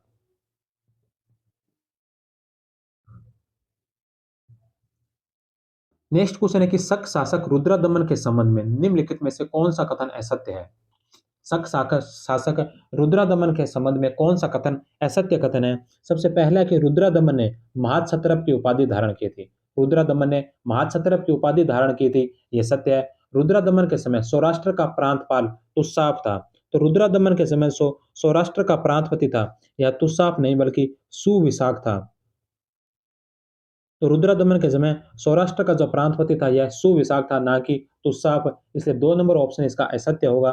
तीसरा, रुद्रदमन का जूनागढ़ अभिलेख संस्कृत में लिखित प्रथम अभिलेख था। तो रुद्रदमन का जो जूनागढ़ अभिलेख है यह संस्कृत में लिखित प्रथम अभिलेख था, यह बात भी सत्य है। अभिलेखों में रुद्रदमन को भ्रष्ट राज प्रतिस्थापक कहा गया है, तो यह बात भी सत्य है। तो 1, 3 और 4 सही है, 2 नंबर है जो इसका असत्य है। रुद्रदमन ने गिरनार की प्रसिद्ध सुदर्शन झील का निर्माण जो है यह बिना बेगार के मरम्मत करवाई थी। झील का जो बिना बेगार के मरम्मत करवाया, इस झील का निर्माण मौर्य काल में हुआ था। इस समय सौराष्ट्र का जो प्रांतपति है यह सुविशाख था। नेक्स्ट क्वेश्चन है कि सातवाहन वंश के किस शासक ने रुद्रदमन की पुत्री से विवाह किया था? सातवाहन वंश के कौन से शासक थे जिन्होंने रुद्रदमन की पुत्री से विवाह किया था? तो रुद्रदमन की पुत्री से विवाह करने वाले सातवाहन वंश के शासक थे वशिष्ठिपुत्र पुलुवामी। 2 number option. वशिष्ठिपुत्र पुलुवामी शक शासक रुद्रदमन से पराजित हुआ था, लेकिन उसने रुद्रदमन की पुत्री से विवाह कर अपनी स्थिति मजबूत की थी। नेक्स्ट क्वेश्चन है कि मौर्य काल में मेगस्थनीज के अनुसार सैन्य प्रशासन कितनी समितियों द्वारा देखा जाता था? मौर्य काल में मेगस्थनीज के अनुसार जो सैन्य प्रशासन है यह कितनी समितियों के द्वारा देखा जाता था? तो यह 6 समितियों के द्वारा देखा जाता था। मेगस्थनीज के अनुसार सैन्य प्रशासन 6 समितियों द्वारा देखा जाता था। प्रत्येक समिति में 5 सदस्य होते थे और यह 6 समितियां थी। 6 समितियां कौन कौन सी थी? जल सेना समिति, यातायात एवं युद्ध सामग्री युद्ध रसद सामग्री संबंधी समिति, पैदल सेना, अश्व सेना, हाथी सेना और रथ सेना। नेक्स्ट क्वेश्चन है कि अग्निकुंड के माध्यम से राजपूतों की उत्पत्ति का सिद्धांत किसने प्रतिपादित किया? राजपूतों की उत्पत्ति से संबंधित विभिन्न सिद्धांत हमें देखने को मिलते हैं। इसमें से जो एक सिद्धांत है अग्निकुंड के माध्यम से राजपूतों की उत्पत्ति, तो अग्निकुंड से माध्यम से राजपूतों की उत्पत्ति का जो सिद्धांत किसने दिया था? तो यह दिया था चंद्रवर्धई। 3 नंबर ऑप्शन। अग्निकुंड का समर्थन मोहनोत नैन सिंह और सूर्यमल मिश्र ने भी किया है। बिजोलिया अभिलेख और दशरथ शर्मा ने वत्स गोत्र से ब्राह्मण माना है। नेक्स्ट क्वेश्चन है कि इल्तुतमिश ने अपने पुत्र की स्मृति में किसका निर्माण करवाया था? इल्तुतमिश ने जो अपने पुत्र की स्मृति में किसका निर्माण करवाया था? तो इल्तुतमिश ने अपने पुत्र की स्मृति में जो मदरसा ए नासिरी का निर्माण करवाया था। 1 नंबर ऑप्शन। इल्तुतमिश ने दिल्ली में अपने पुत्र की स्मृति में मदरसा ए नासिरी तथा मुइजुद्दीन मोहम्मद गोरी के नाम पर मदरसा ए मुइजी का निर्माण करवाया था। नेक्स्ट क्वेश्चन है तुजार ए खास। तुजार ए खास क्या था? तो तुजार ए खास है जो एक व्यापारियों का समूह होता था। व्यापारियों के समूह को तुजार ए खास कहा गया था। व्यापारियों के समूह को तुजार ए खास कहा जाता था। हाबे सर्ब सिंचाई कर था। सौंदर्य या तकावी कृषक ऋण था। रजिस्टर सैनिकों का वेतन रजिस्टर वसीलात ए हस्म कहा जाता था। तो सैनिकों के वेतन रजिस्टर को वसीलात ए हस्म कहते थे। सौंदव या तकावी यह कृषक ऋण था। हाबे सर्ब यह सिंचाई कर था। नेक्स्ट क्वेश्चन है कि दीवान ए इस्तिहाक विभाग का गठन निम्नलिखित में से किसके द्वारा किया गया था? तो दीवान ए इस्तिहाक विभाग का जो गठन है यह किया गया था फिरोज शाह तुगलक के द्वारा। 2 नंबर ऑप्शन। फिरोज शाह तुगलक ने वृद्धावस्था पेंशन हेतु दीवान ए इस्तिहाक एवं सार्वजनिक निर्माण विभाग सोहरत ए आम की स्थापना करवाई थी। वृद्धावस्था पेंशन के हेतु दीवान ए इस्तिहाक और सार्वजनिक निर्माण विभाग सोहरत ए आम की स्थापना जो फिरोज शाह तुगलक के द्वारा करवाई गई थी। नेक्स्ट क्वेश्चन है कि किसके विद्रोह को मोहम्मद बिन तुगलक ने क्षमा कर दिया था? तो मोहम्मद बिन तुगलक ने इनमें से किसके विद्रोह को क्षमा किया था? तो यह किया था आइन उल मुल्क के विद्रोह को। आइन उल मुल्क ने जो विद्रोह किया था मोहम्मद बिन तुगलक के समय, इस विद्रोह को मोहम्मद बिन तुगलक ने जो क्षमा कर दिया था। मोहम्मद बिन तुगलक के समय अवध के सूबेदार आइन उल मुल्क मुल्तानी का विद्रोह सर्वाधिक भयंकर था। यह एकमात्र विद्रोह था जिसे मोहम्मद बिन तुगलक ने क्षमा कर दिया था। नेक्स्ट क्वेश्चन है डंगा का युद्ध कब हुआ था? डंगा का युद्ध कब हुआ था? तो डंगा का जो युद्ध हुआ था, यह डंगा का युद्ध हुआ था 1790 ईस्वी में। 4 नंबर ऑप्शन।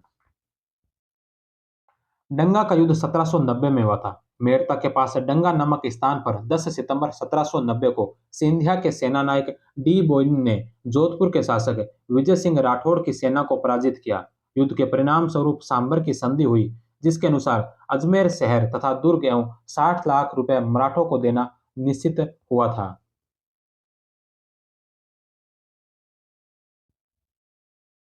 नेक्स्ट क्वेश्चन है कि जय सिंह प्रथम को मिर्जा राजा की उपाधि से किसे विभूषित किया गया? किसने विभूषित किया जय सिंह प्रथम को मिर्जा राजा की उपाधि से? किसने विभूषित किया था? तो जय सिंह प्रथम को मिर्जा राजा की उपाधि से विभूषित किया था शाहजहां के द्वारा। 1638 ईस्वी में कंधार अभियान पर जाते समय शाहजहां ने जय सिंह प्रथम को मिर्जा राजा की उपाधि से विभूषित किया था। नेक्स्ट क्वेश्चन है कि महमूद खिलजी प्रथम प्रथम ने राजस्थान के किस किले में एक कोर्ट का निर्माण करवाकर उसका नाम मुस्तफाबाद रखा था? महमूद खिलजी प्रथम ने राजस्थान के कौन से किले के अंदर एक कोर्ट का निर्माण करवाकर उसका नाम मुस्तफाबाद रखा था? तो यह रखा था गागरोन के अंदर। 4 नंबर ऑप्शन। गागरोन दुर्ग आहू और काली सिंध नदियों के संगम पर झालावाड़ में स्थित है। गागरोन दुर्ग के उपनाम डुडोडगढ़, जालिमकोट, दुलरगढ़, जलदुर्ग, मुस्तफाबाद थे। इस दुर्ग में संत पिंपा की छतरी, संत हमीदुद्दीन की दरगाह और बुलंद दरवाजा जो औरंगजेब के द्वारा निर्मित करवाया था, यह जो इस गागरोन दुर्ग के अंदर स्थित है। नेक्स्ट क्वेश्चन है कि 1919 ईस्वी में राजपूताना मध्य भारत सभा 1919 ईस्वी में राजपूताना मध्य भारत सभा का द्वितीय अधिवेशन कहां पर आयोजित हुआ था? तो राजपूताना मध्य भारत सभा का आयोजन 1919 ईस्वी में इसका जो दूसरा अधिवेशन आयोजित हुआ था, यह अधिवेशन आयोजित हुआ था अमृतसर के अंदर। 4 number option.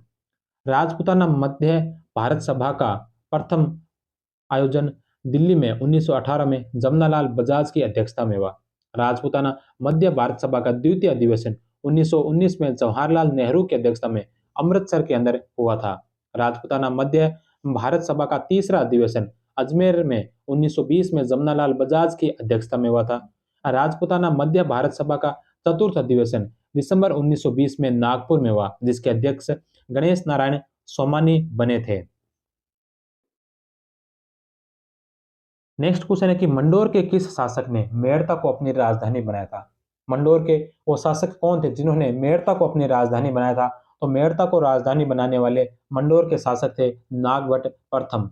4 number option. Nagabhata प्रथम ने मेड़ता को सर्वप्रथम अपनी राजधानी बनाया था। नेक्स्ट क्वेश्चन है कि आमिल, नौसिंदा, सरहंग तथा मुहसिल नामक केंद्रीय कर्मचारियों की नियुक्ति किसके द्वारा की जाती थी? आमिल, नौसिंदा, सरहंग तथा मुहसिल नामक केंद्रीय कर्मचारियों की नियुक्ति है, यह नियुक्ति किसके द्वारा की जाती थी? तो यह जो नियुक्ति है, यह नियुक्ति की गई थी अलाउद्दीन खिलजी के द्वारा। 2 नंबर ऑप्शन। अलाउद्दीन खिलजी ने लगान वसूली के लिए मध्यस्थ को हटाकर आमिल, नौसिंदा, सरहंग तथा मुहसिल नामक केंद्रीय कर्मचारियों की नियुक्ति की थी। नेक्स्ट क्वेश्चन है कि निम्नलिखित में से कौन सा नैनार संत नहीं था? निम्नलिखित में से कौन सा जो नैनार संत नहीं था? तो अपार, तिरुज्ञान समंदर और सुंदर मूर्ति, ये तीनों जो नैनार संत थे। लेकिन मधुर कवि है जो अलवार संत था। तो 4 नंबर ऑप्शन है जो इसका राइट आंसर है। मधुर कवि अलवार संत था। नैनारों की संख्या 63 थी, वहीं अलवारों की संख्या जो 12 थी। नेक्स्ट क्वेश्चन है कि निम्नलिखित में से किस चोल शासक ने कंडार कोंड तथा कटाहादीपति की उपाधि धारण की थी? वह चोल शासक कौन था जिसने कंडार कोंड और कटाहादीपति की उपाधि धारण की थी? तो कंडार कोंड और कटाधिपति की उपाधि धारण करने वाला चोल शासक था राजेंद्र प्रथम। 2 नंबर ऑप्शन। श्रीविजय साम्राज्य के विरुद्ध राजेंद्र चोल की सफलता के कारण चीन के साथ व्यापारिक संपर्क आसान हो गया था। इस विजय के उपलक्ष्य में राजेंद्र प्रथम ने कडार कोंड तथा कटाधिपति की उपाधि धारण की थी। नेक्स्ट क्वेश्चन है कि कौन सा शासक कोपम तथा कुंडल संगम के युद्ध में चोलों से पराजित हुआ था? कौन सा वह शासक था जो कोपम तथा कुंडल संगम के युद्ध में चोलों से पराजित हुआ था? तो कोपम और कुंडल संगम के युद्ध में चोलों से पराजित होने वाला शासक था सोमेश्वर प्रथम। 2 नंबर ऑप्शन। सोमेश्वर प्रथम कोपम 1022 तथा कुंडल 1052 और 1062 के युद्धों में चोलों से पराजित हुआ तथा पराजित होने के पश्चात तुंगभद्रा नदी में डूबकर आत्महत्या कर ली थी। नेक्स्ट क्वेश्चन है कि जागीरदारी संकट सर्वप्रथम किस मुगल बादशाह के शासनकाल में उत्पन्न हुआ था। जागीरदारी जो संकट है यह सबसे पहले कौन से मुगल बादशाह के शासनकाल में उत्पन्न हुआ था। तो जागीरदारी जो संकट है यह औरंगजेब के समय उत्पन्न हुआ था। औरंगजेब ने जागीर संकट से निजात पाने के लिए मशरूत जागीर प्रणाली की शुरुआत की थी। जागीर संकट से निजात पाने के लिए औरंगजेब ने जो मशरूत जागीर प्रणाली की शुरुआत की गई थी। नेक्स्ट क्वेश्चन है कि हर्षवर्धन के दरबार में निम्नलिखित में से कौन सा विद्वान चांडाल था। हर्षवर्धन के दरबार में निम्नलिखित में से कौन सा विद्वान है जो चांडाल था। तो यह था मातंग दिवाकर। हर्षवर्धन की सभा में हर्षवर्धन की सभा में मातंग दिवाकर नामक विद्वान था जो कि चांडाल था। भूषण भट्ट बाण भट्ट का पुत्र था जिसने अपने पिता के अपूर्ण ग्रंथ कादम्बरी को पूर्ण किया था। मयूर भट्ट ने मयूर शतक तथा सूर्य शतक की रचना की थी। नेक्स्ट क्वेश्चन है कि महात्मा बुद्ध ने महिलाओं को बौद्ध संघ में प्रवेश की अनुमति कहाँ दी थी। महात्मा बुद्ध ने महिलाओं को बौद्ध संघ में प्रवेश की अनुमति कहाँ पर दी थी। तो यह अनुमति दी थी वैशाली में। वैशाली से संबंधित महत्वपूर्ण तथ्य। दुनिया में सर्वप्रथम गणतंत्र की स्थापना यहीं से मानी जाती है। दुनिया के अंदर सर्वप्रथम जो गणतंत्र की स्थापना है यह यहीं वैशाली से मानी जाती है। यहीं वैशाली में महात्मा बुद्ध ने सर्वप्रथम महिलाओं को प्रवेश की अनुमति दी थी। वैशाली का विलय मगध में अजात शत्रु के द्वारा किया गया था। द्वितीय बौद्ध संगीति का आयोजन भी वैशाली में हुआ था और शिशुनाग ने वैशाली को अपनी दूसरी राजधानी बनाया था। नेक्स्ट क्वेश्चन है कि महावीर स्वामी ने चतुर्विद संघ की स्थापना कहाँ की थी। तो महावीर स्वामी के द्वारा चतुर्विद संघ की स्थापना कहाँ की गई थी। तो यह की गई थी पावा के अंदर। 4 नंबर ऑप्शन। महावीर स्वामी ने पावा में चतुर्विद संघ की स्थापना की। पावा जो मल जनपद में था, पावा में श्रावक श्राविका भिक्षुणी भिक्षु में बांट दिया गया। पावा में 11 ब्राह्मणों को पराजित कर 11 गणधर बनाए जिनका उद्देश्य जैन धर्म का प्रचार प्रसार करना था। नेक्स्ट क्वेश्चन है कि याज्ञवल्क्य गार्गी स्वांद मिलता है। याज्ञवल्क्य गार्गी का जो स्वांद है यह स्वांद कौन से उपनिषद में मिलता है। तो यह मिलता है वृहदारण्यक उपनिषद। 1 नंबर ऑप्शन। याज्ञवल्क्य गार्गी स्वांद वृहदारण्यक उपनिषद में मिलता है। आत्मा के पुनर्जन्म का सिद्धांत है यह भी वृहदारण्यक उपनिषद में मिलता है। अरुणी श्वेत केतु स्वांद, अरुणी और श्वेत केतु का जो स्वांद है यह छांदोग्य उपनिषद में मिलता है। जल प्लावन की कथा का उल्लेख है जो शतपथ ब्राह्मण में है। और महाजनी प्रथा का सर्वप्रथम जो उल्लेख मिलता है यह शतपथ ब्राह्मण में मिलता है। और सत्यमेव जयते इस जो शब्द का उल्लेख मिलता है यह हमें मिलता है मुंडकोपनिषद के अंदर। नेक्स्ट क्वेश्चन है कि निम्नलिखित में से किस एक का संबंध मौलाना अबुल कलाम आजाद से नहीं है। निम्नलिखित में से किस एक का संबंध मौलाना अबुल कलाम आजाद से नहीं है। तो मौलाना अबुल कलाम आजाद की रचना कौन सी नहीं है। अल हिलाल, गुबार ए खातिर और इंडिया विंस फ्रीडम, ये तीनों है जो मौलाना अबुल कलाम आजाद की रचना है। लेकिन इंडिया डिवाइडेड है जो यह राजेंद्र प्रसाद की रचना है। तो इंडिया डिवाइडेड राजेंद्र प्रसाद की है। इसके अलावा अल हिलाल, गुबार ए खातिर और इंडिया विंस फ्रीडम, ये तीनों है जो मौलाना अबुल कलाम की रचनाएं हैं। नेक्स्ट क्वेश्चन है कि Pakistan and partition of India निम्नलिखित में से किसकी रचना है। तो Pakistan and partition of India जो पुस्तक लिखी गई, यह पुस्तक लिखी गई थी भीमराव अंबेडकर के द्वारा। 2 नंबर ऑप्शन। पाकिस्तान और partition of India Bhimrao Ambedkar की रचना है। नेक्स्ट क्वेश्चन है कि निम्नलिखित में से कौन गुलरखी उपनाम से कविताओं की रचना करता था। तो गुलरखी उपनाम से कविताओं की रचनाएं कौन करता था। तो गुलरखी उपनाम से जो कविताएं लिखता था यह कविताएं लिखता था सिकंदर लोधी। 3 number option.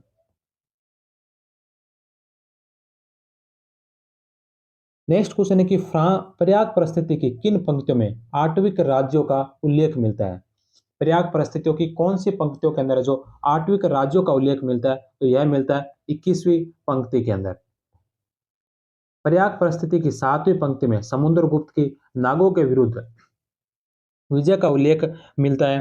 प्रयाग परिस्थिति की 13वीं 14वीं पंक्ति में आर्यवर्त के प्रथम युद्ध का वर्णन है। प्रयाग परिस्थिति की 19वीं 20वीं पंक्ति में दक्षिणापथ के 12 राज्यों पर विजय का उल्लेख मिलता है। ग्रह मोक्षानुग्रह।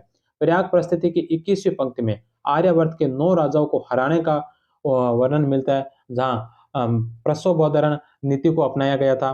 प्रयाग परिस्थिति की 21वीं पंक्ति में आठविक राज्यों का वर्णन है, जहां परिचारीकृत नीति अपनाई गई थी। प्रयाग परिस्थिति की 22वीं पंक्ति में सीमावर्ती राज्य, 23वीं 24वीं पंक्ति में विदेशी शक्तियों का वर्णन है। समुद्रगुप्त के समय श्रीलंका के राजा मेघवर्मन तथा जावा के राजा ऐश्वर्यपाल का उल्लेख भी प्राप्त होता है। नेक्स्ट क्वेश्चन है कि ताराबाई शिंदे की पुस्तक स्त्री पुरुष तुलना किस वर्ष प्रकाशित हुई थी? तो ताराबाई शिंदे की जो पुस्तक है स्त्री पुरुष तुलना, यह कौन से वर्ष प्रकाशित हुई थी? तो यह प्रकाशित हुई थी 1882 ईस्वी में। 1882 में जो ताराबाई शिंदे की पुस्तक स्त्री पुरुष तुलना प्रकाशित हुई थी।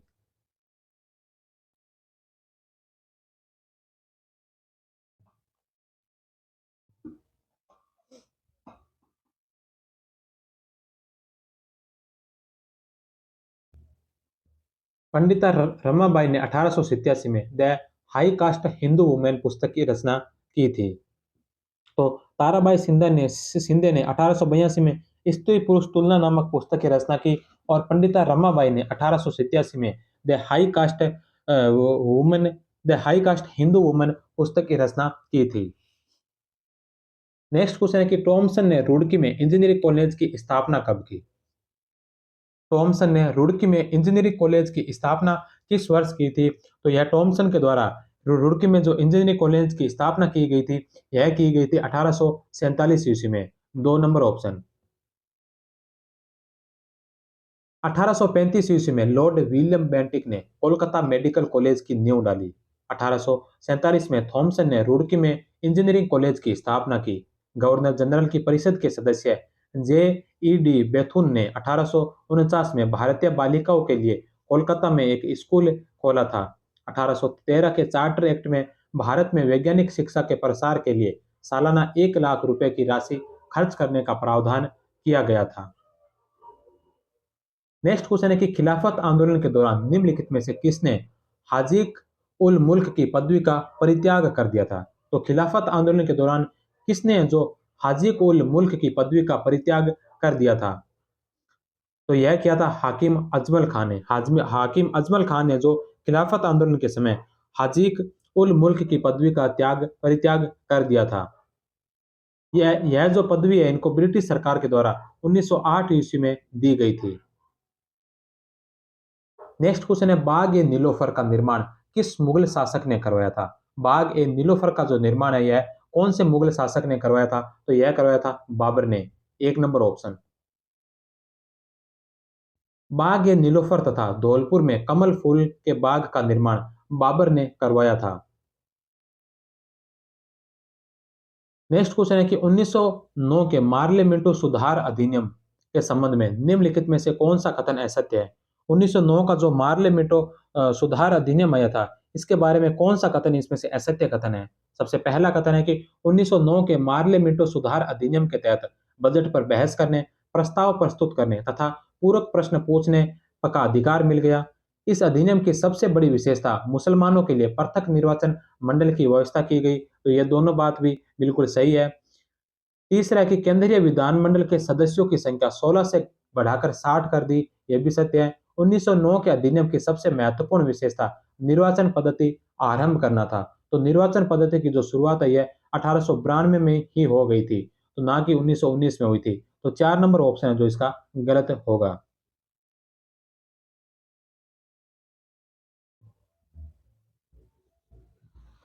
नेक्स्ट क्वेश्चन है कि सुरक्षा घेरे की नीति के स्थान पर अधीनस्थ अलगाव की नीति की शुरुआत निम्नलिखित में से किसके द्वारा की गई थी? तो सुरक्षा घेरे की नीति के स्थान पर अधीनस्थ अलगाव की जो नीति शुरू की गई थी, यह की गई थी लॉर्ड हेस्टिंग्स के द्वारा। 2 नंबर ऑप्शन। सुरक्षा घेरे की नीति के स्थान पर अधीनस्थ अलगाव या पार्थक्य नीति की जो शुरुआत की गई थी, यह शुरुआत लॉर्ड हेस्टिंग्स के द्वारा की गई थी। इसके समय प्रथम आंग्ल नेपाल युद्ध हुआ, जिसके परिणाम स्वरूप संगोला की संधि हुई थी। तृतीय आंग्ल मराठा युद्ध हुआ तथा संपूर्ण मराठा साम्राज्य कंपनी साम्राज्य में विलय कर लिया गया था। पिंडारियों का उन्मूलन भी किया गया था। नेक्स्ट क्वेश्चन है कि दक्कन एजुकेशन सोसाइटी की स्थापना निम्नलिखित में से किस वर्ष हुई थी? तो दक्कन एजुकेशन सोसाइटी की जो स्थापना की गई थी यह बाल गंगाधर तिलक के द्वारा 1884 ईस्वी में की गई थी। तो 1884 ईस्वी, 2 number option. Deccan education society की स्थापना 1884 में बाल गंगाधर तिलक के द्वारा की गई। 1885 में इसके द्वारा फर्गुसन कॉलेज की स्थापना की गई थी। नेक्स्ट क्वेश्चन है कि रणथंबोर के चौहान वंश की स्थापना निम्नलिखित में से किसके द्वारा की गई? रणथंबोर में चौहान वंश की जो स्थापना है यह निम्नलिखित में से किसके द्वारा की गई थी? तो रणथंबोर में चौहान वंश की स्थापना है जो गोविंद राज के द्वारा की गई थी। चौहान वंश की रणथंबोर शाखा के संस्थापक, चौहान वंश की रणथंबोर शाखा के जो संस्थापक है यह गोविंद राज थे, जिसने 1194 में रणथंबोर में चौहान वंश की स्थापना की। जैते सिंह के 32 वर्षों के शासनकाल की स्मृति में हमीरदेव ने 32 खंभों की छतरी का निर्माण करवाया था।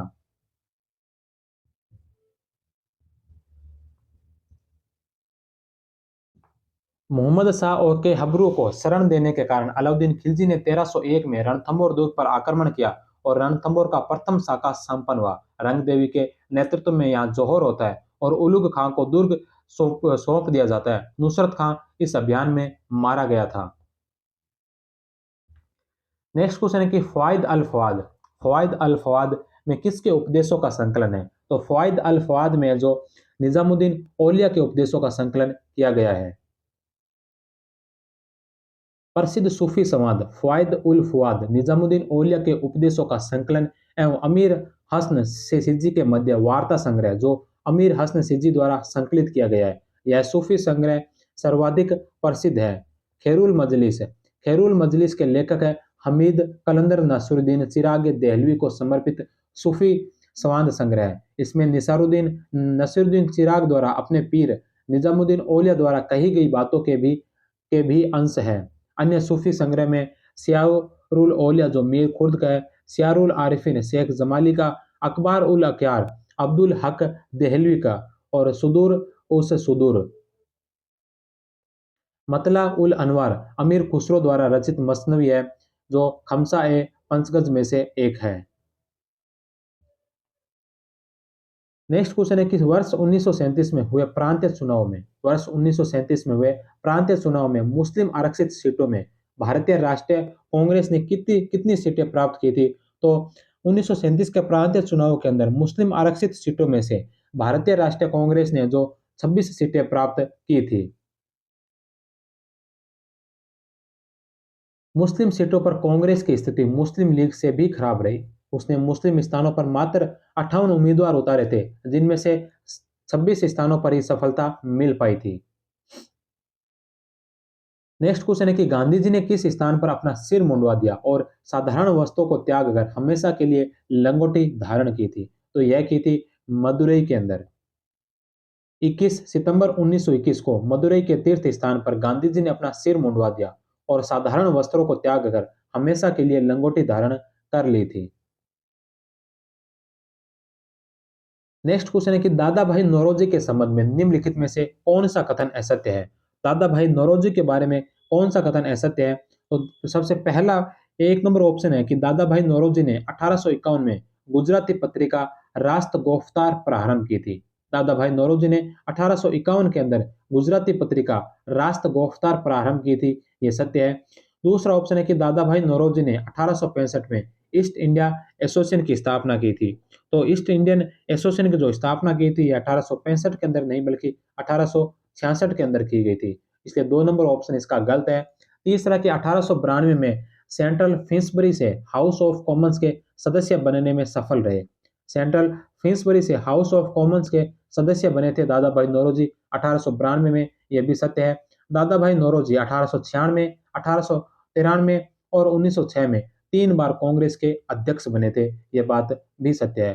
तो 1, 3 और 4 सही है और 2 नंबर है जो इसका असत्य होगा। नेक्स्ट क्वेश्चन है कि अमेरिकी क्रांति से संबंधित यह कथन निम्नलिखित में से किसका था? जुड़ जाओ या मर जाओ। अमेरिकी क्रांति से संबंधित यह कथन किसने कहा कि जुड़ जाओ या मर जाओ?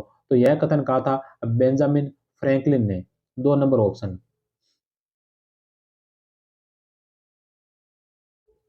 प्रसिद्ध अमेरिकन कार्टून जुड़ जाओ या मर जाओ, जो कि परिसंघ के उद्देश्य के लिए प्रकाशित किया था, यह बेंजामिन फ्रैंकलिन की रचना थी।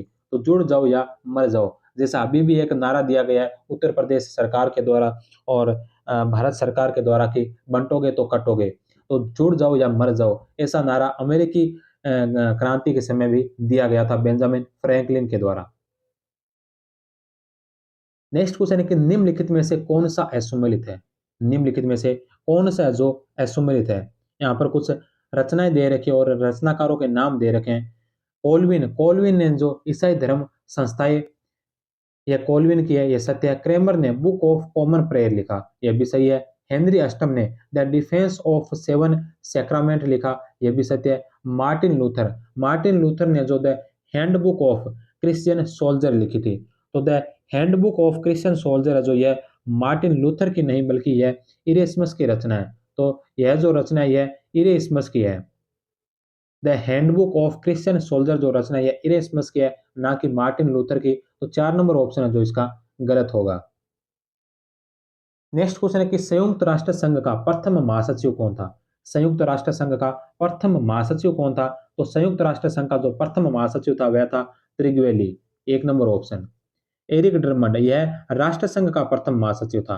एरिक ड्रमंड जो राष्ट्र संघ का प्रथम महासचिव था। त्रिगवेली जो संयुक्त राष्ट्र संघ का प्रथम महासचिव था। नेक्स्ट क्वेश्चन है कि राजस्थान की कौन सी रियासत थी? राजस्थान की कौन सी रियासत थी जिसमें प्रजामंडल का गठन नहीं हुआ? तो राजस्थान की कौन सी रियासत के अंदर प्रजामंडल का गठन नहीं हुआ था? तो सिरोही प्रजामंडल, शाहपुरा में भी प्रजामंडल और झालावाड़ में भी प्रजामंडल का गठन हुआ था, लेकिन टोंक रियासत में जो प्रजामंडल का गठन नहीं हुआ था। टोंक यह राजस्थान की एकमात्र ऐसी रियासत थी जिसमें प्रजामंडल का गठन नहीं हुआ था। शाहपुरा पहला देसी राज्य था जहां पर गोकुलराज असावा के नेतृत्व में पूर्ण उत्तरदायी सरकार की स्थापना की गई थी। झालावाड़ रियासत में राजस्थान में सबसे अंत में प्रजामंडल की स्थापना हुई थी। यहाँ पर 1946 में मांगीलाल भव्य, मदन गोपाल, कन्हैयालाल मित्तल, मकबूल आलम और रतनलाल के नेतृत्व में प्रजामंडल की स्थापना हुई थी। नेक्स्ट क्वेश्चन है कि कांग्रेस के किस अधिवेशन के में एक प्रस्ताव के द्वारा कांग्रेसियों को किसान सभा का सदस्य बनाने पर रोक लगा दी थी? तो कांग्रेस के कौन से अधिवेशन में एक प्रस्ताव के द्वारा कांग्रेसियों को किसान सभा का सदस्य बनाने पर रोक लगा दी थी? तो यह लगाई थी हरिपुरा अधिवेशन में। 3 नंबर ऑप्शन।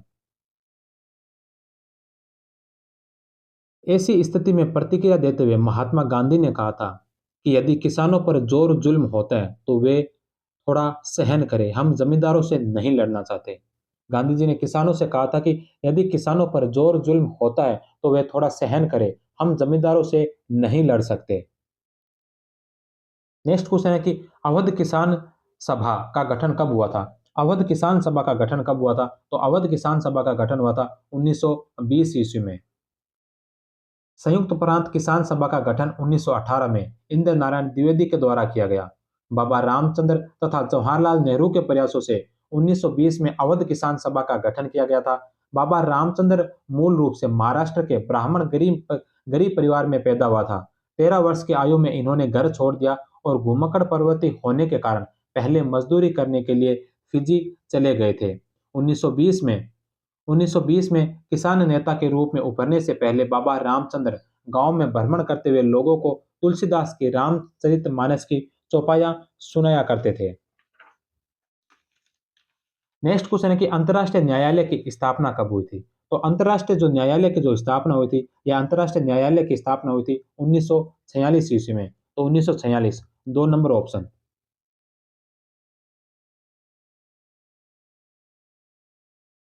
अंतर्राष्ट्रीय न्यायालय की स्थापना 3 अप्रैल 1946 को हेग शहर में हुई थी। अंतर्राष्ट्रीय न्यायालय में प्रथम भारतीय न्यायाधीश बीएन राव थे।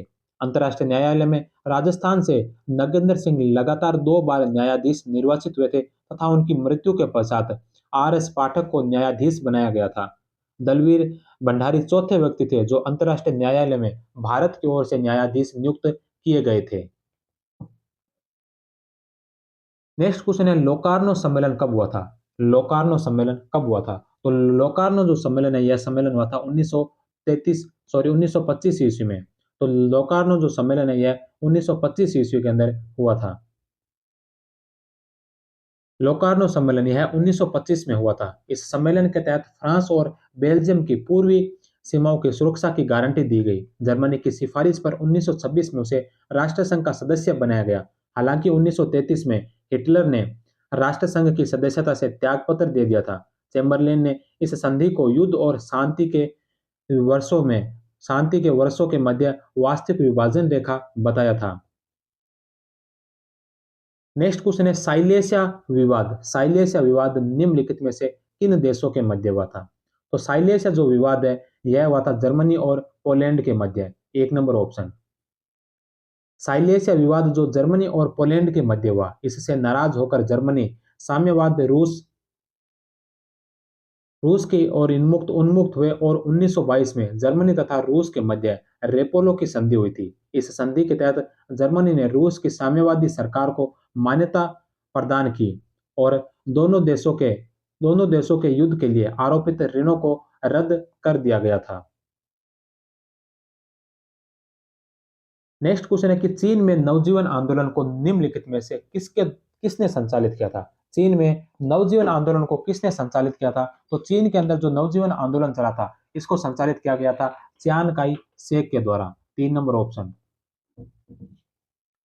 चियान काई शेक ने चियान काई शेक ने चीन के प्राचीन आदर्शों को पुनः स्थापित करने के लिए 1934 ईस्वी में नवजीवन आंदोलन प्रारंभ किया, जिसका उद्देश्य था लोगों में कन्फ्यूशियस और अन्य चीनी महापुरुषों के विचारों को जोड़ना।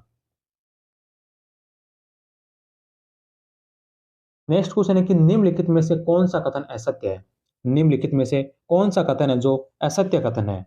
सबसे पहला कथन है कि स्यादवाद ज्ञान की सापेक्षता का एक सिद्धांत है। स्यादवाद है जो ज्ञान की सापेक्षता का एक सिद्धांत है, यह बात सत्य है। पूर्व संचित कर्मों का नष्ट होना संवरा कहलाता है। पूर्व कर्मों पूर्व कर्मों के पूर्व संचित कर्मों का नष्ट होना संवरा कहलाता है। यह बात है जो गलत है, क्योंकि संवरा जो कर्मों का जीवों की ओर आकर्षित होने से रुक जाने को संवरा कहा जाता है, ना कि पूर्व संचित कर्मों का नष्ट होने को। पूर्व संचित कर्मों के नष्ट होने को जो निर्जरा कहा जाता है, संवरा नहीं निर्जरा कहते हैं। तो 2 नंबर ऑप्शन इसका असत्य है। तीसरा ऑप्शन है कि महावीर की शिक्षाएं पूर्णतया नैतिक थी। महावीर की शिक्षाएं जो पूर्णतया नैतिक थी, यह बात सही है।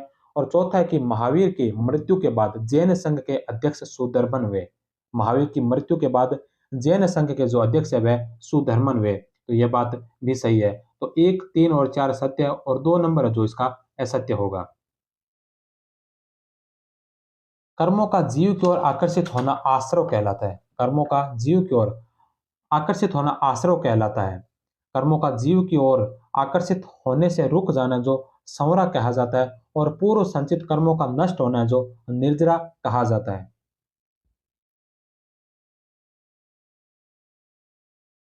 नेक्स्ट क्वेश्चन है कि निम्नलिखित में से किस चोल शासक ने कावेरी नदी के दोनों ओर विशाल शिव मंदिरों का निर्माण करवाया था? तो वह कौन से चोल शासक थे जिन्होंने कावेरी नदी के दोनों ओर विशाल शिव मंदिरों का निर्माण करवाया था? तो वह चोल शासक थे आदित्य प्रथम। 1 नंबर ऑप्शन। आदित्य प्रथम ने तोंड मंडलम पर आक्रमण कर अंतिम पल्लव शासक अपराजित को मार डाला एवं तोंडनाडु नरकेसरी व कोदंडराम की उपाधि धारण की थी। नेक्स्ट क्वेश्चन है कि राष्ट्रकूट और चोलों के बीच में प्रसिद्ध तकोलम का युद्ध कब हुआ था? राष्ट्रकूट और चोलों के बीच जो प्रसिद्ध तकोलम का युद्ध कब हुआ था? तो राष्ट्रकूट और चोलों के बीच जो तकोलम का जो युद्ध हुआ था, यह हुआ था 949 ईस्वी को। 949 ईस्वी में राष्ट्रकूट नरेश कृष्ण तृतीय ने पश्चिम गंगों की सहायता से प्रांतक प्रथम पर आक्रमण कर तकोलम के युद्ध में पराजित कर तोंड मंडलम पर अधिकार कर लिया था।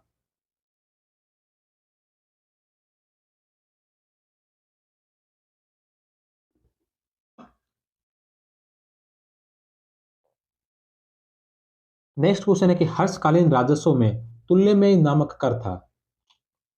हर्षकालीन राजस्व में तुल्यमेव नामक कर कौन सा कर था? तो यह था एक व्यापारिक कर। वर्धन काल में तुल्यमेय जो व्यापारिक कर था। नेक्स्ट क्वेश्चन है कि द्वितीय विश्व युद्ध के पश्चात जर्मनी संघीय गणतंत्र का गठन कब हुआ था? द्वितीय विश्व युद्ध के पश्चात जर्मनी संघीय गणतंत्र का गठन कब हुआ था? तो यह गठन हुआ था 21 सितंबर 1949 को। एक नंबर ऑप्शन। द्वितीय विश्व युद्ध के पश्चात जर्मनी को विभाजित कर दिया गया। मित्र राष्ट्रों के द्वारा अधिकृत पश्चिमी जर्मनी के क्षेत्रों का एकीकरण करके 21 सितंबर 1949 को जर्मनी संघीय गणतंत्र का गठन किया गया। इसकी राजधानी बोन को बनाया गया। 7 अक्टूबर 1949 को पूर्वी जर्मनी के सोवियत रूस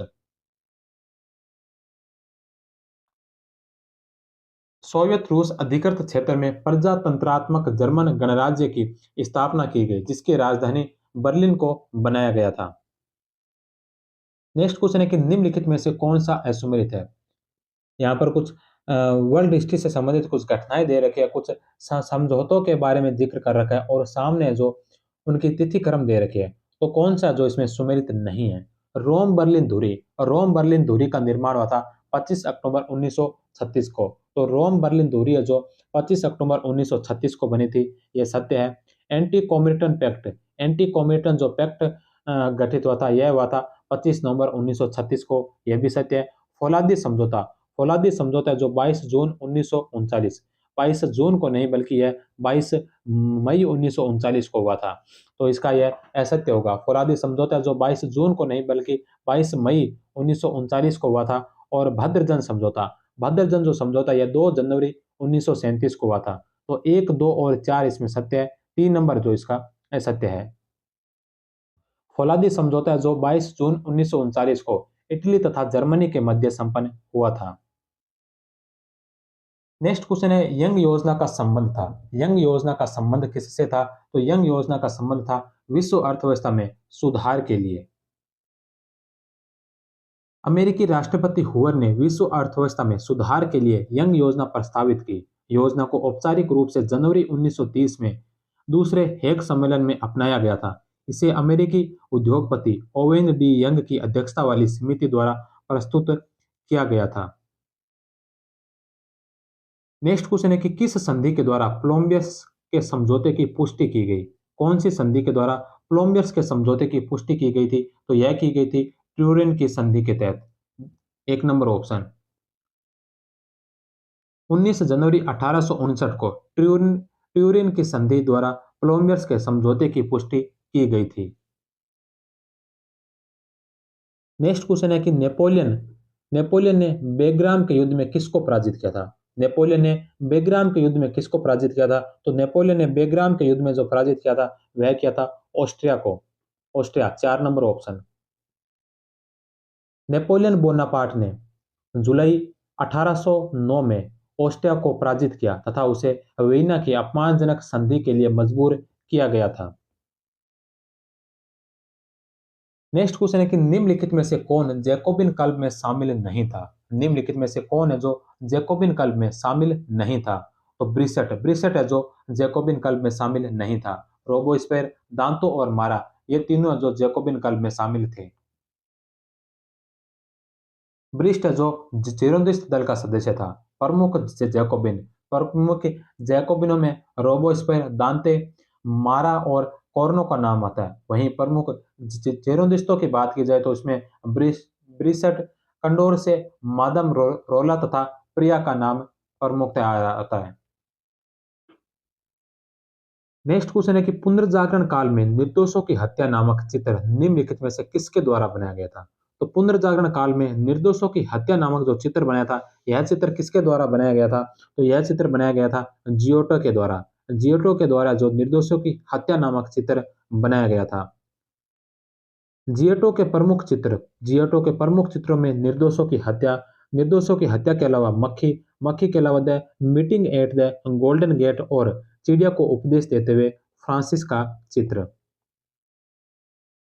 नेक्स्ट क्वेश्चन है हनोई हनोई समझौता किस किस के मध्य हुआ था? हनोई समझौता जो है किस किस के मध्य हुआ था? तो हनोई समझौता हुआ था फ्रांस और वियतनाम के मध्य। फ्रांस और वियतनाम के मध्य जो हनोई समझौता संपन्न हुआ था। फ्रांस व वियतनाम के मध्य 6 मार्च 1946 ईस्वी को हनोई समझौता हुआ था। 25 मार्च 1947 ईस्वी को डॉक्टर अहमद सुकार्नो की इंडोनेशिया रिपब्लिकन तथा डच सरकार के बीच लिंगायती समझौता हुआ था।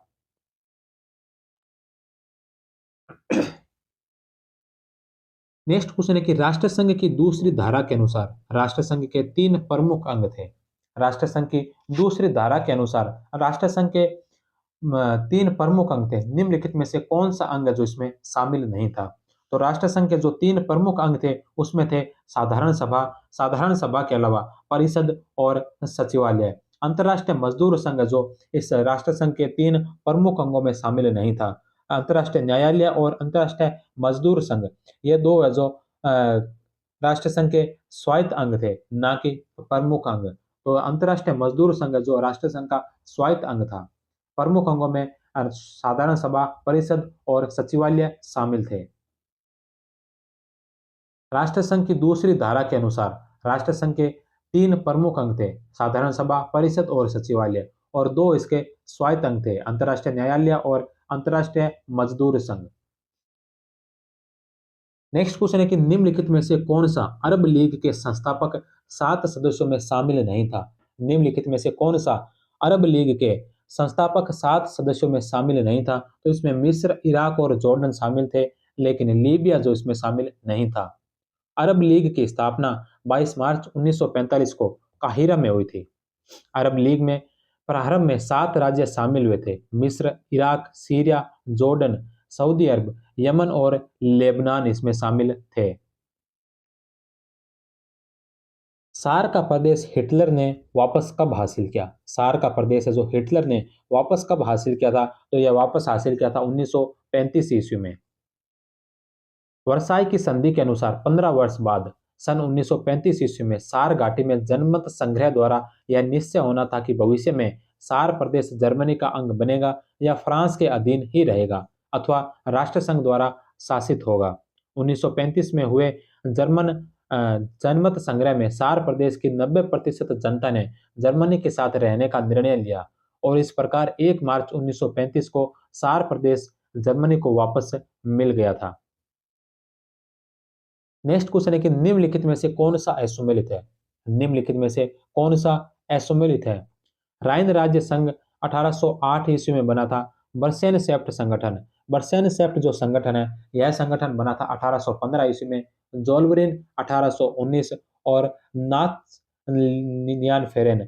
नियान फेरेन संगठन की जो स्थापना हुई थी यह 1839 में नहीं बल्कि 1859 ईस्वी में हुई थी। तो 4 नंबर ऑप्शन इसका गलत है। 1, 2 और 3 है जो इसके सही है।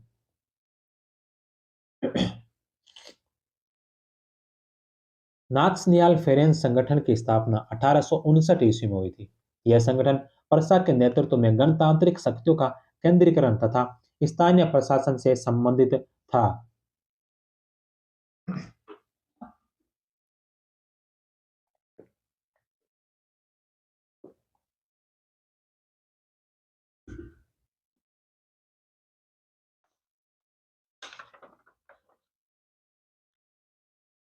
नेक्स्ट क्वेश्चन है कि भरतपुर में 1857 की क्रांति किस दिन शुरू हुई थी? भरतपुर के अंदर जो 1857 की क्रांति कौन से दिन शुरू हुई थी? तो यह हुई थी 31 मई 1857 को। 2 नंबर ऑप्शन। 31 मई 1857 को भरतपुर की सेना ने विद्रोह कर दिया और तत्कालीन पॉलिटिकल एजेंट मॉरिसन आगरा की तरफ भाग गया था। नेक्स्ट क्वेश्चन है कि बिजोलिया किसान आंदोलन के दौरान राजपूताना मध्य भारत सभा ने किसके नेतृत्व में एक जांच आयोग गठित किया था? बिजोलिया किसान आंदोलन के दौरान राजपूताना मध्य भारत सभा ने किसके नेतृत्व में एक जांच आयोग गठित किया था? तो यह किया था भवानी दयाल के नेतृत्व में। 2 नंबर ऑप्शन। राजपूताना मध्य भारत सभा ने भवानी दयाल के नेतृत्व में एक जांच आयोग गठित किया। तब महाराणा फतेह सिंह ने कहा था कि बाहर का आदमी इसकी जांच नहीं करेगा, मैं दूसरा आयोग गठित कर देता हूं जिसमें ठाकुर राज सिंह बदेला, तख्त सिंह मेहता तथा रमाकांत मालवीय इसके सदस्य थे। नेक्स्ट क्वेश्चन है कि बीकानेर के किस शासक ने अपने जागीरदारों से परेशान होकर 21 मार्च 1818 को अंग्रेजों के साथ संधि कर ली थी? तो बीकानेर के कौन से शासक थे जिन्होंने अंग्रेजों के साथ संधि की थी और यह संधि की थी जागीरदारों से परेशान होकर 21 मार्च 1818 को? तो वह बीकानेर के शासक थे सूरत सिंह। 2 number option. बीकानेर के शासक सूरत सिंह ने अपने जागीरदारों से परेशान होकर अंग्रेजों के साथ 21 मार्च 1818 को संधि कर ली थी। इसमें बीकानेर की ओर से हस्ताक्षर है जो ओझा काशीनाथ ने किए थे। नेक्स्ट क्वेश्चन है कि माणिक्यलाल वर्मा ने आदिवासी भीलों तथा वंचितों में शिक्षा के प्रसार के लिए खांडलाई आश्रम की स्थापना कब की थी? माणिक्यलाल वर्मा ने आदिवासी भीलों तथा वंचितों में शिक्षा प्रसार के लिए जो खांडलाई आश्रम की स्थापना की थी, यह स्थापना की थी 1934 ईस्वी में। 4 नंबर ऑप्शन। माणिक्यलाल वर्मा ने आदिवासी भीलों तथा वंचितों में शिक्षा प्रसार करने के लिए 1934 ईस्वी में सांगड़वाड़ा से 10 मील दूर भीलों की पाल के मध्य खांडलाई आश्रम की स्थापना की गई थी। नेक्स्ट क्वेश्चन है कि निम्न में से कौन सा सुमेलित नहीं है? यहाँ पर कुछ समाचार पत्रों के नाम दे रखे हैं और उन समाचार पत्रों के संपादकों के नाम दे रखे हैं। तो सबसे पहला है राजपूताना हेराल्ड। राजपूताना हेराल्ड जो हनुमान सिंह के द्वारा प्रकाशित किया जाता था। राजपूताना गजट जो मौलवी मुराद अली के द्वारा प्रकाशित किया जाता था। राजस्थान समाज समाचार जो मुंशी समर्थन दास के द्वारा प्रकाशित किया जाता था। और त्याग भूमि जो पंडित राम साहे शर्मा के द्वारा नहीं बल्कि त्याग भूमि जो हरिभव उपाध्याय के द्वारा प्रकाशित किया जाता था। तो 1, 2 और 3 सही है। 4 नंबर है जो इसका असत्य है। त्याग भूमि समाचार पत्र है जो हरिभव उपाध्याय के द्वारा प्रकाशित किया जाता था। त्याग भूमि समाचार पत्र 1927 में हरिभव उपाध्याय के द्वारा अजमेर से प्रकाशित किया गया था। पंडित राम साहे शर्मा के द्वारा 1923 में अजमेर से आर्य मार्तंड नामक समाचार पत्र शुरू किया गया था। नेक्स्ट क्वेश्चन है कि जब इल्तुतमिश ने जालोर पर आक्रमण किया उस समय जालोर का शासक कौन था? जब इल्तुतमिश ने जालोर पर आक्रमण किया उस समय जालोर का शासक कौन था? तो उस समय जालोर का शासक था उदय सिंह। उदय सिंह सोनग्रा के समय इल्तुतमिश ने 1228 में जालोर पर आक्रमण किया और जालोर दुर्ग का घेरा डाला, लेकिन अंत में दोनों में संधि हो गई। उदय सिंह सोनग्रा ने जो इल के समय इल्तुतमिश ने 1228 में जालोर पर आक्रमण किया और जालोर दुर्ग का घेरा डाला था, लेकिन अंत में जो दोनों के अंदर संधि हो गई थी। नेक्स्ट क्वेश्चन है कि मेवाड़ के महाराणा अमर सिंह के खिलाफ जहांगीर ने 1608 में किसे भेजा था? मेवाड़ के महाराणा अमर सिंह के खिलाफ जहांगीर ने 1608 में किसे भेजा था? तो 1608 में भेजा था महावत खां को। 1605 में जब जहांगीर मुगल शासक बना तो उसने मेवाड़ को मुगल साम्राज्य में अधीन करने के लिए कई अभियान भेजे, जिनमें सर्वप्रथम 1605 ईस्वी में परवेज खां को भेजा। इसके पश्चात 1608 ईस्वी में महावत खां को, 1609 में अब्दुल्ला खां को तथा 1611 में राजा वासु के नेतृत्व में अभियान भेजा गया था।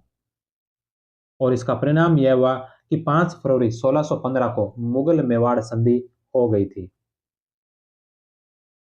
नेक्स्ट क्वेश्चन है कि निम्नलिखित में से असुमेलित युगम बताइए। असुमेलित युगम, एक तरफ कुछ संस्थाओं के नाम दे रखे हैं और दूसरी तरफ उन संस्थाओं के संस्थापकों के नाम दे रखे हैं। तो इसमें से कौन सा जो असुमेलित है? खंडाला आश्रम की स्थापना जो माणिक्यलाल वर्मा के द्वारा की गई थी, यह बात सत्य है। मारवाड़ किसान सभा की स्थापना बलदेव राम मिर्धा के द्वारा की गई थी, यह भी सत्य है। वागड़ सेवा मंदिर है जो गौरी शंकर उपाध्याय के द्वारा स्थापित किया गया था, यह भी सत्य है। और शिक्षा कुटीर है जो इसकी नींव जानकी देवी बजाज के द्वारा नहीं बल्कि शिक्षा कुटीर की जो स्थापना की गई थी वह की गई थी रतन शास्त्री के द्वारा। तो शिक्षा कुटीर की स्थापना रतन शास्त्री के द्वारा की गई थी, ना कि जानकी देवी बजाज के द्वारा। तो 4 नंबर ऑप्शन है जो इसका असुमेलित है। 1, 2 और 3 है जो इसके सुमेलित है। 4 नंबर, केवल 4। 3 नंबर ऑप्शन इसका राइट आंसर होगा। रतन शास्त्री के द्वारा शिक्षा कुटीर की नींव रखी गई जो आगे चलकर वनस्थली विद्यापीठ के नाम से प्रसिद्ध हुई थी। नेक्स्ट क्वेश्चन है कि पुरातात्विक स्थल ईसवाल के संबंध में असत्य कथन की पहचान कीजिए। पुरातात्विक स्थल ईसवाल के संबंध में असत्य कथन की पहचान कीजिए। सबसे पहला ऑप्शन है कि मौर्य शुंग व कुषाण काल में इस स्थल पर लोहा गलाने का कार्य होता था। तो इस ईसवाल स्थल पर जो मौर्य काल में, शुंग काल में और कुषाण काल में लोहा गलाने का कार्य होता था, यह बात इसका सही है। यहाँ से उत्खनन में ऊंट का दांत मिला है, तो इस सवाल के उत्खनन में जो ऊंट का दांत प्राप्त हुआ है यह भी सत्य है। यह जोधपुर की एक प्राचीन औद्योगिक बस्ती थी। तो यह औद्योगिक बस्ती जोधपुर की नहीं बल्कि यह बस्ती थी उदयपुर की। तो यह जो इस बार जो क्षेत्र है यह उदयपुर जिले में है, ना कि जोधपुर में। तो 3 नंबर ऑप्शन इसका असत्य है, चौथा इनमें से कोई नहीं। तो 3 नंबर ऑप्शन है जो इसका असत्य होगा। यह उदयपुर की एक प्राचीन औद्योगिक बस्ती थी। नेक्स्ट क्वेश्चन है कि 1564 में चंद्रसेन के कौन से भाई ने अकबर के दरबार में उपस्थित होकर चंद्रसेन के विरुद्ध सहायता मांगी थी?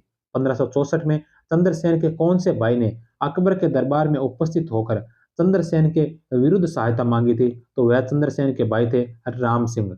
2 नंबर ऑप्शन। 1564 में अकबर की सहायता के लिए चंद्रसेन का भाई राम दरबार में उपस्थित हुआ। इसके पश्चात अकबर ने हुसैन कुली खां के नेतृत्व में सेना भेजकर 1564 ईस्वी में जोधपुर पर अधिकार कर लिया था। नेक्स्ट क्वेश्चन है कि महोबा का युद्ध जो 1182 ईस्वी में हुआ था के पश्चात निम्न में से किसे महोबा का शासक नियुक्त किया गया? तो महोबा का युद्ध के पश्चात यहाँ का शासक किसे नियुक्त किया गया था? तो यहाँ का शासक नियुक्त किया गया था अर्जुन राय को। महोबा का युद्ध जो 1182 ईस्वी में हुआ था, परमार्दी देव चंदेल बनाम पृथ्वीराज तृतीय, जिसमें परमार्दी देव के सेनापति आल्हा और उदल थे। नेक्स्ट क्वेश्चन और आज की क्लास का अंतिम क्वेश्चन है कि निम्नलिखित में से कौन सी पुस्तक परमार शासक धारावर्ष के दरबारी कवि सोमेश्वर की है? निम्नलिखित में से कौन सी पुस्तक है जो परमार शासक धारावर्ष के दरबारी कवि सोमेश्वर की पुस्तक है? तो यह पुस्तक है कीर्ति कौमुद। 2 नंबर ऑप्शन। इस पुस्तक में धारावर्ष परमार के पुत्र प्रहलादन देव की जानकारी मिलती है। दयाश्रय महाकाव्य हेमचंद्र का कुमारपाल प्रबंध जो जिन मंडोपाध्याय का है से विक्रमदेव के अर्णोराज चौहान तथा कुमारपाल चालुक्य के मध्य संघर्ष में भाग लेने की जानकारी प्राप्त होती है। तो इसी के साथ ही आज की क्लास समाप्त होती है और आज की क्लास के साथ ही ये जो टेस्ट सीरीज चला रखी थी जिसमें 50 टेस्ट हुए थे, ये 50 टेस्ट भी यहीं पर समाप्त होते हैं।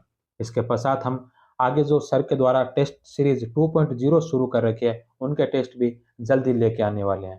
तो आप सभी ने ये 50 के 50 टेस्ट देखे, इसलिए आप सबका बहुत बहुत धन्यवाद। और अगर आपको ये अच्छे लगे हों तो आप हमारे यूट्यूब चैनल को भी सब्सक्राइब कर देना। और जिन्होंने अभी तक टेलीग्राम चैनल को ज्वाइन नहीं किया है वो टेलीग्राम चैनल भी ज्वाइन कर ले, क्योंकि इन क्लासेज की सारी जानकारी जो वहीं टेलीग्राम चैनल पर ही उपलब्ध होगी। तो आप सभी का पुनः एक बार फिर से बहुत बहुत धन्यवाद। जय हिंद, वंदे मातरम।